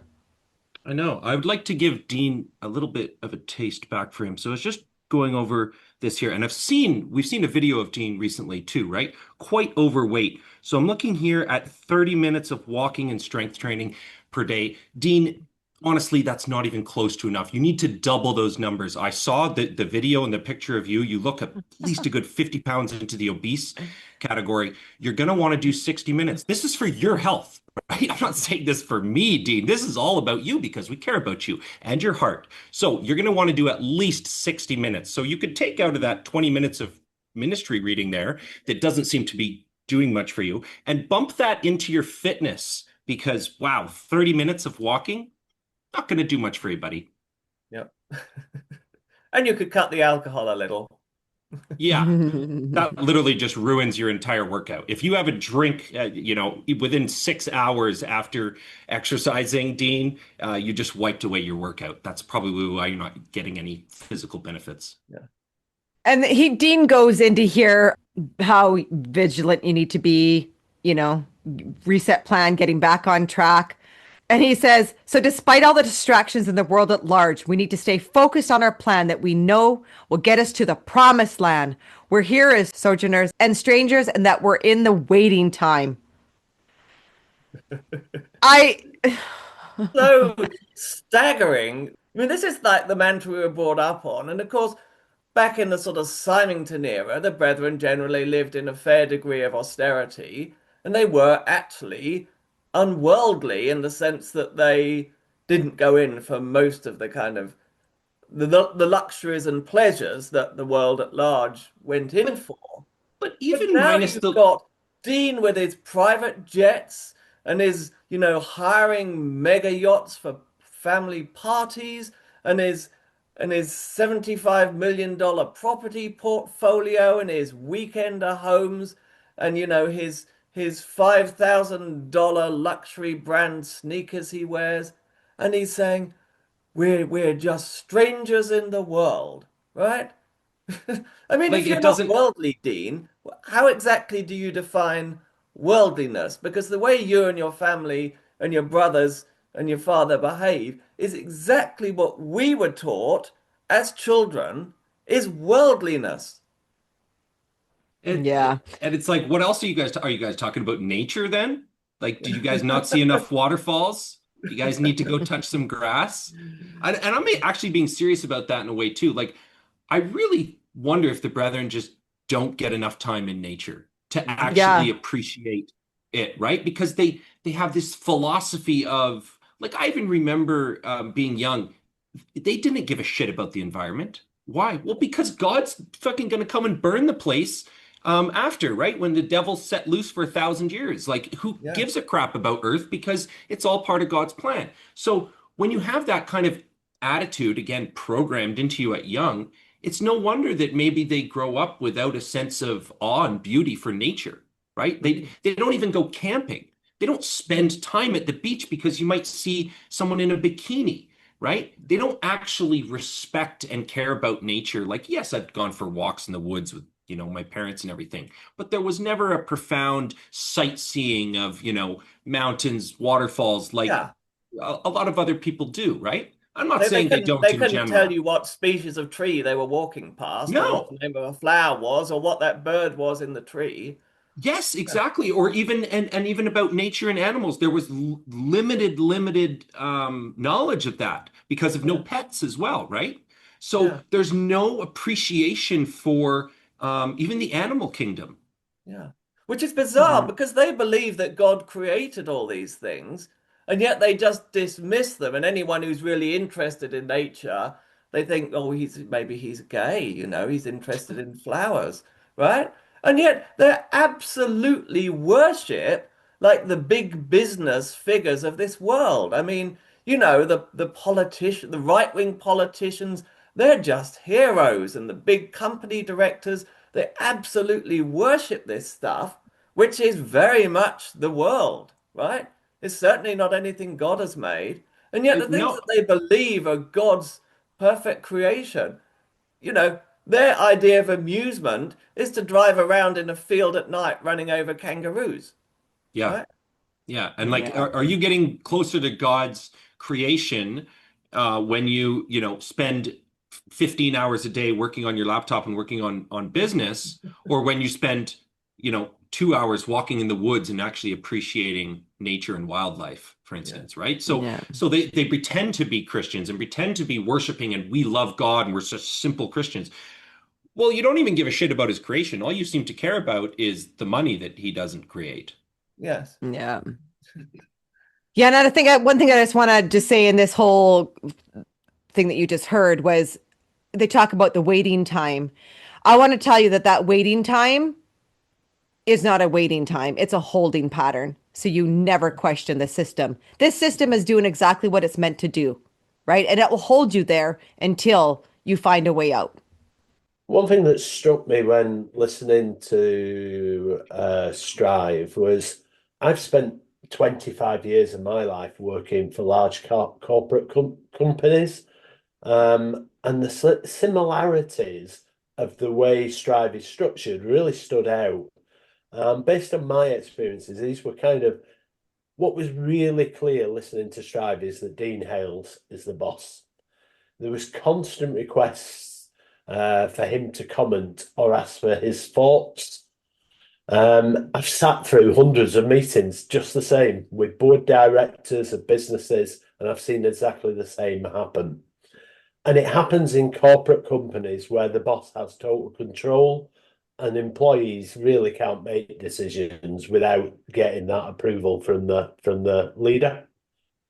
The second bit that stood out to me when I was listening to Strive was the facilitator of the meeting was Charles. Again, my experience, you could see at the end of each panel, at the end of each speaker, Charles would be the one that jumped in, which basically, from my experience, suggested he was policing what was said and the timings of the actual meeting. And again, he would constantly defer to Dean. So you could even see the pecking order within the Hales family. At the end of, if Charles jumped in after a speaker, he always, at every single time, asked Dean, did he have any comments or what did he think? A third bit that I thought really struck me was, apart from probably Logan Curry, all the speakers displayed clear signs of nerves. So when they were first speaking, this could be a sort of speed of how they were talking. It could be some jitters in the voice. So you could hear them clear signs of nerves. And again, to me, what that said was, we're a little bit wary. We're in the presence of the boss. So you've got Dean and Charles there, and they're really wary of what they're saying.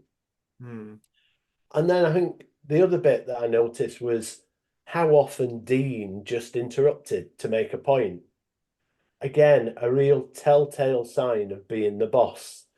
And as I said earlier, it was interesting that if Charles interrupted as the facilitator, that in every opportunity and every occasion, he then gave Dean the chance to comment before handing back to the speaker. And I think just generally as an observer of somebody who's not been in the Brethren, as I say, having worked for large corporate companies for 25 years of my life, it was so corporate in the way it was done. It didn't feel like a church at all. There was very little. It was all about corporate strategies, a lot of Stephen Covey's habits, and it just did not feel like a church in any way whatsoever. And what I found really interesting at the end was that they also did a little bit in there around the PBCC. So actually, I would say, was it a business with a little bit of church? Well, I could say it's definitely not a church with a little bit of business. Yeah, that's beautifully said. Yeah, absolutely. We really appreciate, Damien, all the work you've done with the PBCC.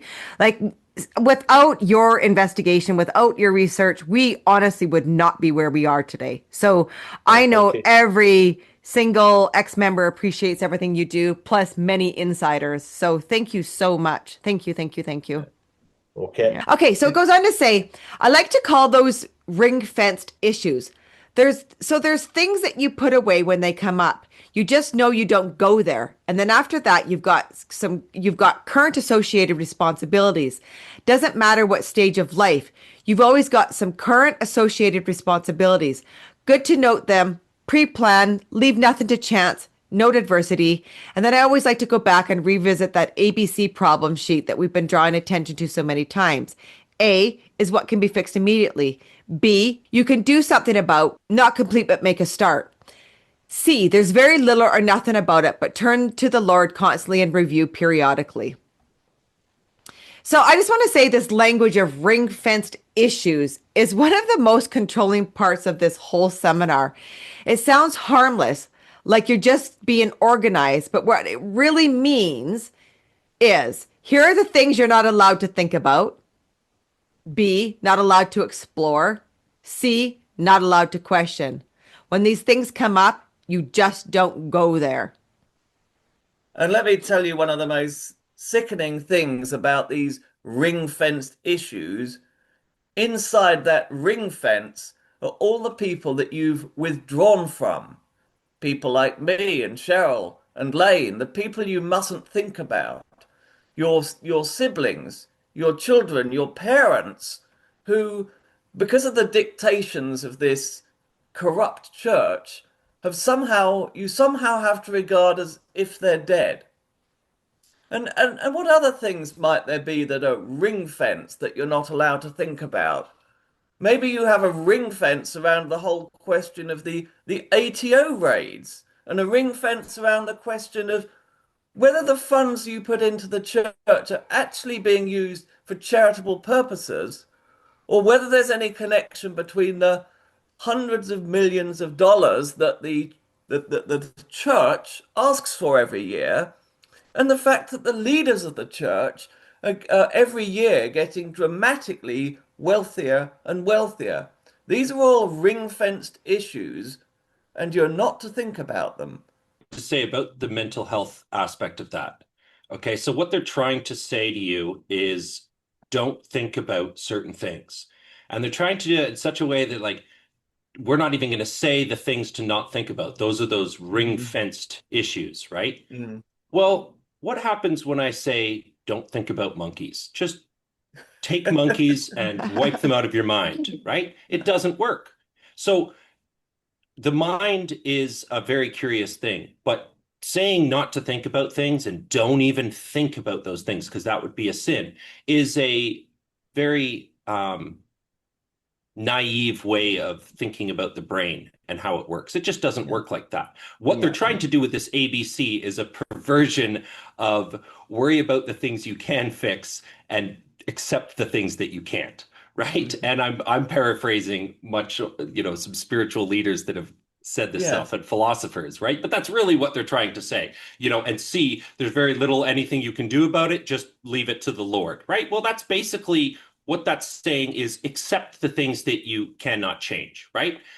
But in the brethren, there are a lot of things that you can change. So don't just accept the way, the brethren are, and just accept the leadership from, Bruce Hales. No, you don't have to. You can go into those ring-fenced, whatever they call them, and you can actually explore those ideas. Like Richard said, where is the money going that I'm supposed to be donating to Strive 26? Is it really going to help people that a charity is supposed to, or is it going to pay off the tax evasion and fraud charges from the ATO that UBT's been avoiding? Yeah. It's really strange, Lane. Your illustration was perfect, because you said, don't think about monkeys, and suddenly I was thinking about Gap. Yeah. They monkey with your money. It's all designed to keep you in a constant state of monitoring, fixing, managing, and reviewing yourself. When you're always managing problems A, B, and C, you never have a moment to ask the real questions, though, right? Why am I not allowed to think or feel freely? Why do I have to ring fence entire parts of my life to stay acceptable? And you notice how category C works.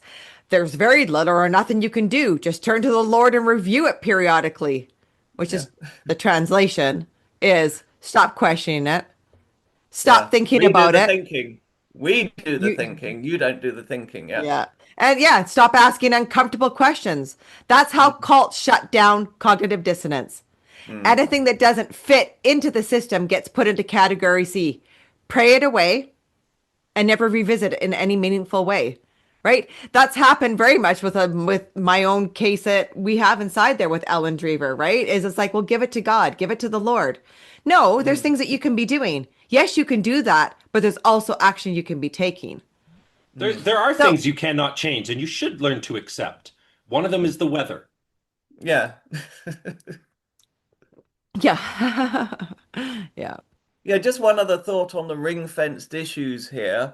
Let's talk about the practice the brethren have of cutting people out of their photo books, which Lloyd Grimshaw was claiming doesn't happen, and we all know perfectly well does happen.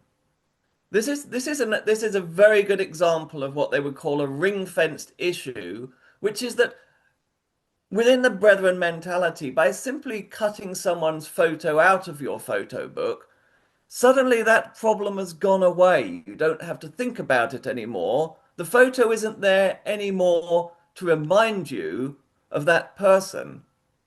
But now actually think about it. When you cut the picture of someone out of your photo book, does that person cease to exist? Or is it simply mind control by a cult that is telling you that you must no longer think about that person? Yeah. Yeah. Such a cult tactic, 100%. So here's a few more points here from the Hales boys. Dean Hales says, it's very good, and I think it's important to reinforce to all the viewers and brethren that are very graciously sacrificing their time and serving this morning to listen in. This certainly isn't Big Brother. This isn't intruding. This is not control freak or cultish oversight. This is simply setting everyone up with the best success of accelerating their prosperity in life and individually. Meanwhile, it asked for 100% attendance and business reporting. Yeah, compliance. Didn't we just read in the article by the Telegraph that they have software that they install on devices for PBC members? So yeah, this comment about isn't Big Brother, again, is this another Freudian slip? Yeah. Well, I think it may be a little bit of a reference to the Four Corners episode, which was called Big Brethren, which of course is a reference to George Orwell's Big Brother in 1986. But I mean, the point about the Streamline 3 software is very well taken, because of course they've gone to great efforts in their Brethren podcast to say, well, the reason for this is to protect the children from unsuitable material and so on, which is all very good and necessary. But there's perfectly good, in fact, much better free apps and software you can get for parental control. But the reason they want everyone to have Streamline 3 specifically is because Streamline 3 also gives them the ability to snoop on everything you're looking at, who you're talking to, and where you are. It's like they don't trust their members as parents to make the decisions themselves on what their children should and should not watch or can and cannot access online, right? Like they're too stupid to be able to make that decision of the safety of their children. So we're going to make that for you. But that's bullshit as well, because like you said, Richard, they're monitoring everything that they do. Yeah. I mean, it's like they're selling you a device for your vehicle. Oh, look, have this little air freshener device for your vehicle, because it's really important to keep your vehicle smelling nice. And oh, just by the way, it's got a tracker in it. Yeah, for your safety. For your safety, right? It's always for your safety. Yeah.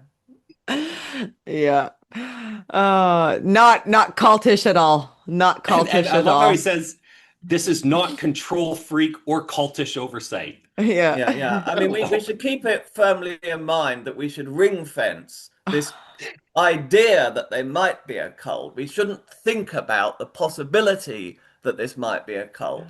We should leave it with the Lord. You know, and the funny thing is isn't it funny how this is simply setting everyone up with the best success of accelerating their prosperity in life and an individual. So it comes back to prosperity, right? It's not at all to do with any moral, sense of self that we're carrying. It's about prosperity. But why not happiness? Why not? It's about being happy and being joyful in our community. Well, if you're happy, you must be doing something sinful. Yeah. There's no contentment, right? Being content and being happy. No, it's all about being prosperous. Yes, which is measured in dollars and cents. Yeah.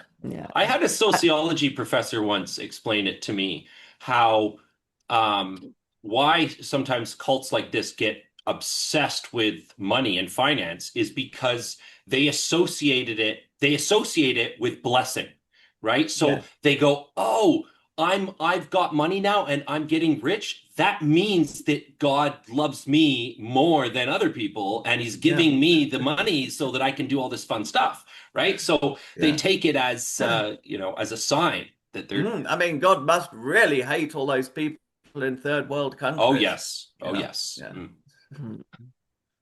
Okay, so the next part, actually, Damien went over this already, where he was talking about, if you're receiving money, be prepared for scrutiny. So we're not going to go into that again.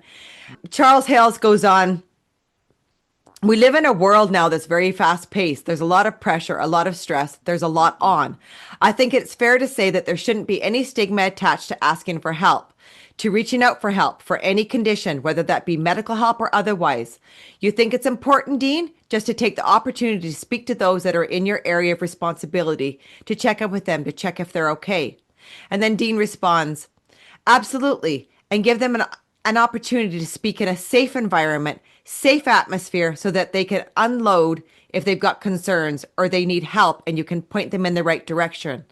And I think to that point, it's also important that if there's brethren that feel that individually or family members have been hard done by or had a difficult situation in the locality and things need to be put right, don't hesitate to reach out to local brethren or draw alongside someone or a responsible brother to make sure that matters are searched out and put right and remedied.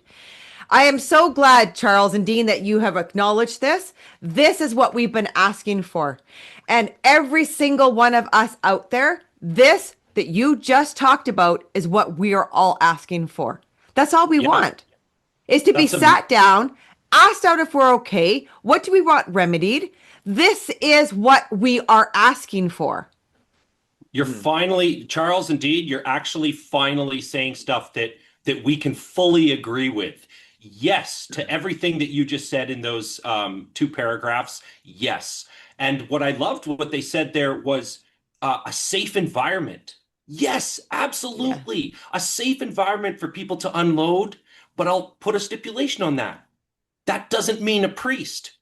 A safe environment could mean a counselor that is a non-community member, not that they have their own counselors, but a therapist, a psychologist, a psychiatrist if you need it.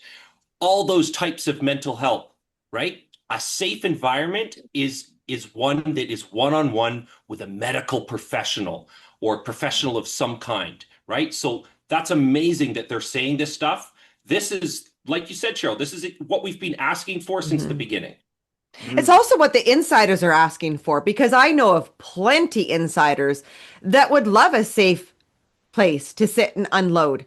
The thing is that the PBCC are not trauma informed. They do not get this. They don't understand this. And that's what's sad, that this is being said, yet Charles and Dean do not have the first idea of what it means to create a safe, trauma-informed space. They don't know how to hold that space. So I guess that's what I would suggest, is you to go do some research, find out what it means in the PBCC to have a trauma-informed space that creates safety for people to unload. Let's just consider the case of the Simmons family in New Zealand, where Lindy Simmons, as a teenager or in her early 20s, had a series of concerns, genuine concerns about the way the brethren operated, about whether they were operating on Christian principles, whether they were going by the Bible, just things she didn't understand. So she's encouraged to write down a list of her concerns, put it in a letter, send it to Bruce Hales. And what was the result of that? She gets withdrawn from for questioning. Move forward a few years, and you've got her father, Steve Simmons, who observes blatant and egregious fraud on the part of Unispace, Gareth Hale's Unispace, where they were building the Auckland campus and simply putting a 300% on all the goods they supplied. 300%. A fraud that was later had to be publicly acknowledged, but never actually put right. But because Steve came forward with his concern, he gets withdrawn from. So when you talk about a safe space, Dean and Charles, that means that you can bring forward genuine concerns without there being penalties, without being punished for being a whistleblower, without being condemned for questioning the word of the so-called man of God. And without being paid off to stay quiet.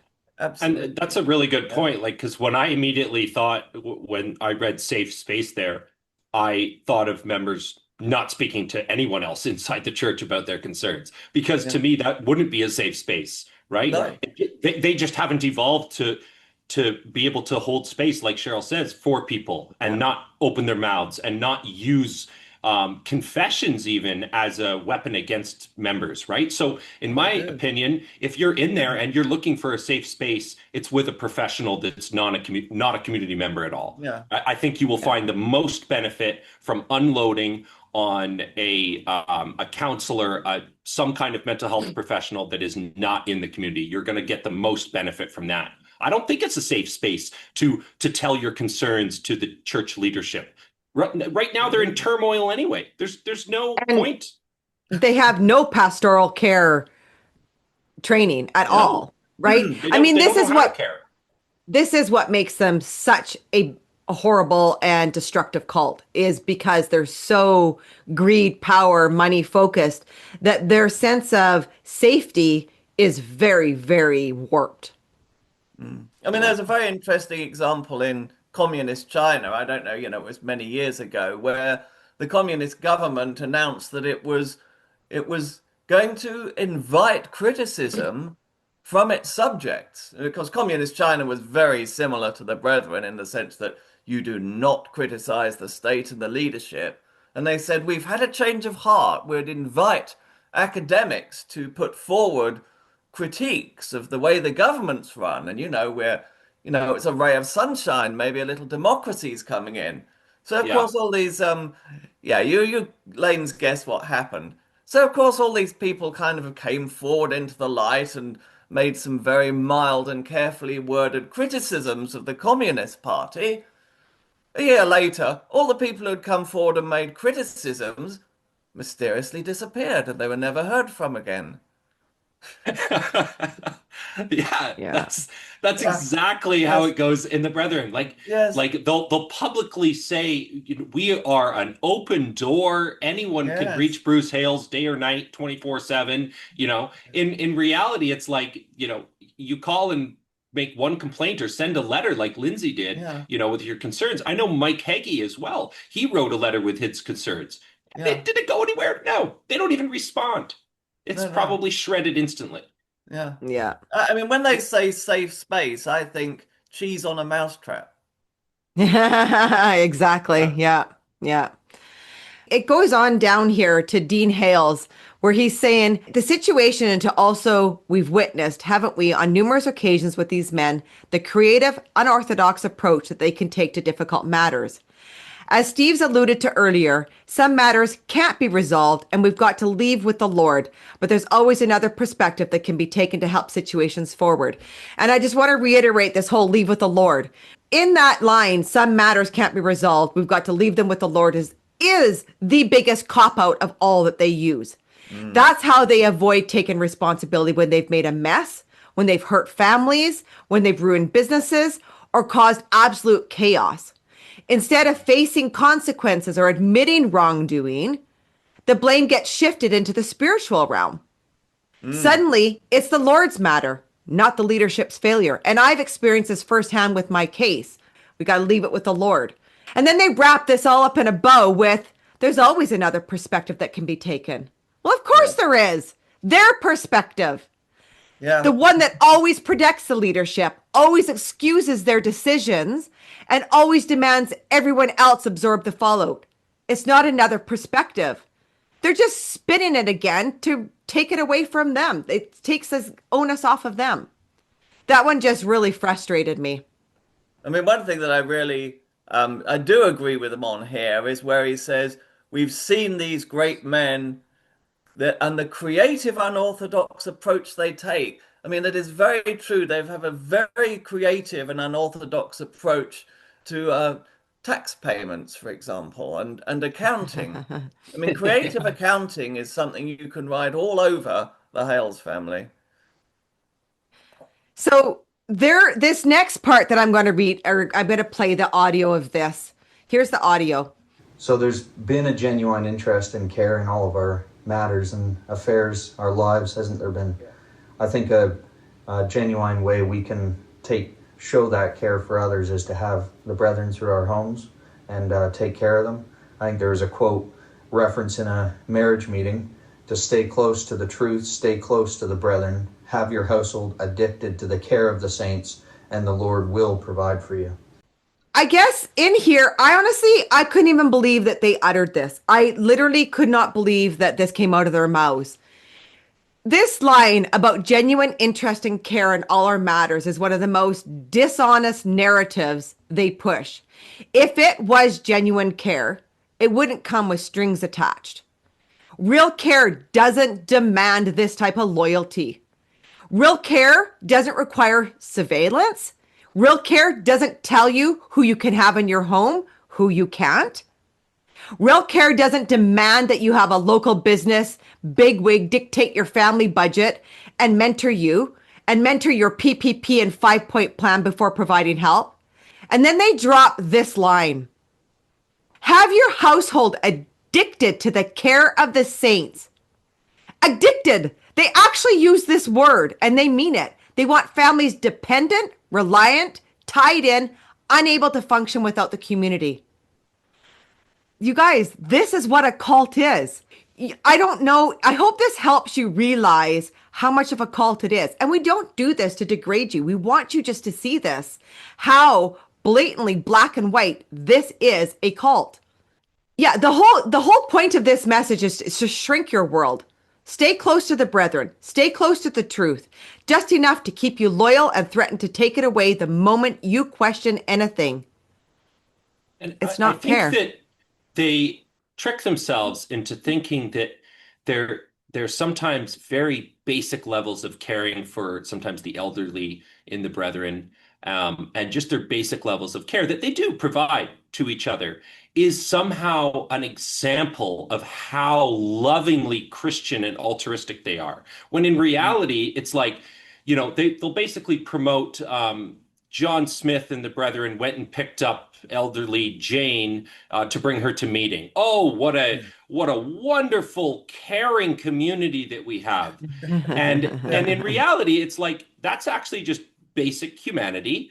I've been driven home from bars by strangers multiple times, and at no point do I think that they made Facebook posts or newspaper articles about their loving care for the man who couldn't drive because he had too many. You know what I mean? Like, so it's just ridiculous that they think that they're so caring and altruistic with their basic stuff. And I'm like, you're not. You don't know what human compassion and caring is, because they will only do it for their community members, and their basic level of care is here. Yeah. So true. Yeah. Okay, so we go on here to start talking about the endowment fund. Here's the audio to that. Yes, as you remember, Phil, the endowment fund was set up to be able to make sure that we're not living hand to mouth, that there's a sustainable way forward, and we're very pleased to report that the returns have been consistently generating over 10% on the invested endowment fund, and the quantum has almost doubled over the last 2.5 years, which we're incredibly thankful for the very generous donations that have come, particularly from those that have sold businesses or had liquidity events of late. And we're now using these distributions to help fund our ecosystem. We'd all be familiar with the GFT one number principle, which aims to simplify our giving into a consolidated target for the year. This year's global one number need is 261 million Australian dollars. This represents a slight increase on 2025, yet a decrease on 2024 from what we collected. This is largely due to the OSG campus modernisation program, which has now been fully funded. The biggest change in this year's campaign is where the needs lie within the one number. Circa 76% of the needs lie within OSG's operating costs, which is our number one priority. The second priority sits with Vision Welfare to fund the initiatives that we've just heard of. It's important that we note that a larger portion of Vision Welfare budget relates to broader needs, which requires after-tax giving. So please keep this in mind when donating to Vision Welfare cause. Finally, there is a small amount attributed to RRT. We strongly encourage you to keep these priority funding needs in mind when you're choosing where to direct your donation. I mean, this endowment fund is a huge subject, and we're going to be saying more about it on a further podcast. But let's just scroll back 2 or 3 years to when the endowment fund was launched, with recordings of Bruce Hales saying, "The half of my goods I give to the poor." Well, I mean, if he did that, you wouldn't need the endowment fund, incidentally. But it was launched at the time with this amazing promise that, and at that time it was called the Vision Investment Fund, I believe, and for some reason it's changed its name in the meanwhile. But it was launched with over $500 million. It was launched with $600,000, which was collected and put away, I think now 3 years ago. And it was sold by Jeremy Joyce that they were going to get a 20% return on investment on this $600 million, which is something in the order of $100 million a year. And that would mean that we wouldn't have to keep having these fundraisers. We wouldn't have to keep having these Strive fundraisers to fund the school and fund the ecosystem, because the money from the endowment fund would do that for us. Now, what happened since then? The next year, when it comes around, Jeremy Joyce produces a kind of a garbled mouthful of extremely confusing figures, which seem to suggest that, oh yes, they'd definitely hit their targets and it was all very wonderful, and kind of says, well, because it's going so well, we decide to reinvest the money rather than paying anything out this year. So, and they were going to invest it in the most prosperous brethren businesses to grow the investment and so on. So, okay, fair enough. Anyway, come along to this year, and this year they claim that they've doubled the quantum, which means like the basic amount of money invested. So now instead of 600 million, they presumably got 1.2 billion sitting their endowment fund. And now they're getting, apparently the 20% didn't quite work, but they are getting a 10% return on investment this year, which again, because they've doubled the quantum, that comes to $100 million. And they say they are putting this into the ecosystem to fund the ecosystem. So here's my question. Where is that $100 million? Because last year you asked for 260 million, and this year you're asking for 260 million. And you're saying, oh, well, that's because we've got this campus modernization program, but in the same breath, you're saying the campus modernization program is already fully funded. So somewhere in your accounting system, and I mean, you don't want to be too obsessed with the pennies, the things after the decimal point, but somewhere $100 million has mysteriously slid away. So my question, and I mean, I realize that $1 billion isn't a big number, but I would say that, normally in the normal commercial world, if you go to your members and you ask for $1 billion and you invest it, you would produce a financial statement, at least every year, that just sets out the basic figures. Here's how much money was in at the beginning of the year. Here's how much money is left at the end of the year. Here's how much money has gone out of the fund. Here's how much money's come into the fund. Here's how much we have made, the return on investment.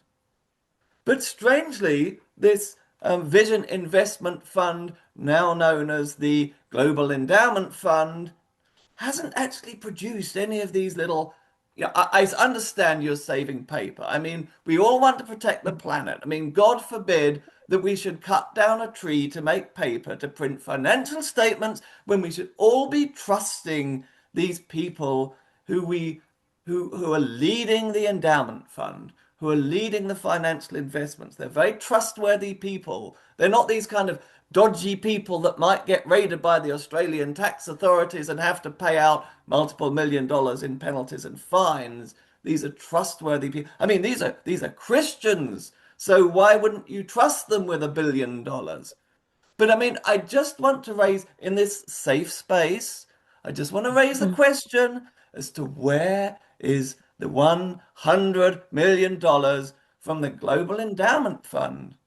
And just one other question. Where is the Global Endowment Fund? Because investment funds are like, you have to register with the government, right? You have to produce, you're accountable not just to the people that you took, I nearly said stole, that was a Freudian slip. The people who donated the money, you're not just accountable to them, you're also accountable to the government. And so if there's an investment fund, you can look up online, put in the name of the fund, and it'll come up with the financial details that are registered with the financial regulators in your country. Now, if you put Global Endowment Fund into your computer, there is no Global Endowment Fund. Apparently, it doesn't actually exist. I mean, it's probably a spelling mistake on my part. Maybe I didn't spell global or endowment or fund correctly. But I just want to raise the question because I just can't find the Global Endowment Fund. So we're looking forward, Dean and Charles and all you other intelligent guys, to your answer to these two questions. One, where is that $1.2 billion? And two, where is the $100 million that it's generated for the community ecosystem this year? Thank you. Well done, Richard. The Global Endowment Fund? Where is it? Before we close today, I actually want to touch briefly on something that we're going to go into much more deeply in a future episode. And it's the work of political theorist Hannah Arendt, especially her concept of the banality of evil. Arendt became known for reporting on the 1961 trial of Adolf Eichmann, a Nazi bureaucrat who claimed he wasn't hateful or violent, only following procedures. Her shocking conclusion was that great harm often doesn't come from dramatic villains, but from ordinary people who obey systems, routines, and instructions without ever questioning them. If you'd like to explore her work before that episode comes out, you can look at her book, Eichmann in Jerusalem, or the Stanford Encyclopedia Philosophy entry on her ideas. With that in mind, here's how Strive 26 looks through the Arendt's lens. Strive 26 isn't dramatic, and that's exactly what makes it so revealing. Arendt's idea of the banality of evil explains how harmful systems often hide behind polished language, administrative routines, and the authority of the system. Throughout Strive 26, you hear repeated phrases like ecosystem, reset plan, triple P, care and compassion, and our way of life. This repetition creates a bureaucratic worldview where every part of a person's life is monitored, measured, or reviewed. Control becomes normalized. It's packaged as guidance, support, or prosperity. The constant focus on habit tracking, accountability, financial obedience, and submitting to the system mirrors exactly what Arendt documented. Ordinary people conditioned to obey procedures rather than trust their own judgment. Beneath the glossy corporate language, Strive 26 quietly removes personal autonomy. Members are told everyone is numbered, everyone must have a plan, behavior should be logged and reviewed, finances must align with the one number, and loyalty to the ecosystem is a moral duty. This isn't the dramatic extreme control outsiders expect from a cult. It's subtle, administrative, and disguised as care and compassion. And that is the danger Arendt warned about. When a system wraps itself in the language of care, morality, and prosperity, obedience begins to feel natural, even righteous. Strive 26 shows how control can be carried out not by monsters, although we see who the monsters are here, but by polished managers who believe they're helping, and by ordinary members conditioned to accept the system as unquestionable. When we apply Stephen Hassan's BITE model of cult influence to Strive 26, every category lights up. The behavioral control appears in the constant push for habit tracking, reset plans, daily reporting, and accountability through habit share and family huddles. Information control shows up in warnings about negative media, the curated PBCC podcast, reputation management teams, and an ecosystem where answers must come from within. Thought control emerges in repeated slogans like the system, our way of life, care and compassion, it goes on and on, creating a closed doctrinal bubble. And emotional control is reflected in the use of guilt, fear of falling behind morally or financially, the pressure to appear prosperous, and the promise that safety and blessing only come through obedience. Taken together, the bite pattern reveals not support, but a tightly integrated structure of psychological control. And if you're listening from inside the PBCC, I want to leave you with something gentle and genuine. Arendt's work isn't about calling people evil. It's about understanding how systems teach us to stop questioning. So I ask you, does any of this resonate with your experience? Do the routines, the resets, the obligations, and the constant talk of the system ever make you doubt your own instincts? If any part of this feels familiar, always reach out privately. You're not alone, and your perspective matters more than you know to each and every one of us out here. If Strive 26 showed us anything, it's that this machine only survives if people stay tired, scared, and convinced they owe their lives to it. You don't owe them your sanity. You don't owe them your joy. And you sure as hell don't owe them your autonomy. Keep questioning. Keep looking behind that curtain. And keep speaking the truth, because every time we expose their tactics, someone else finds the strength to walk away. Thank you for joining us, Richard and Lane, and Damien, who had to leave earlier. Thanks for listening, everyone. Until next time, much love to you all. How can you support Get a Life podcast? You can donate internationally via PayPal at www.paypal.me/getalifepodcast. Or you can scan the QR code on your screen that takes you to our GoFundMe. Every donation helps keep this project alive.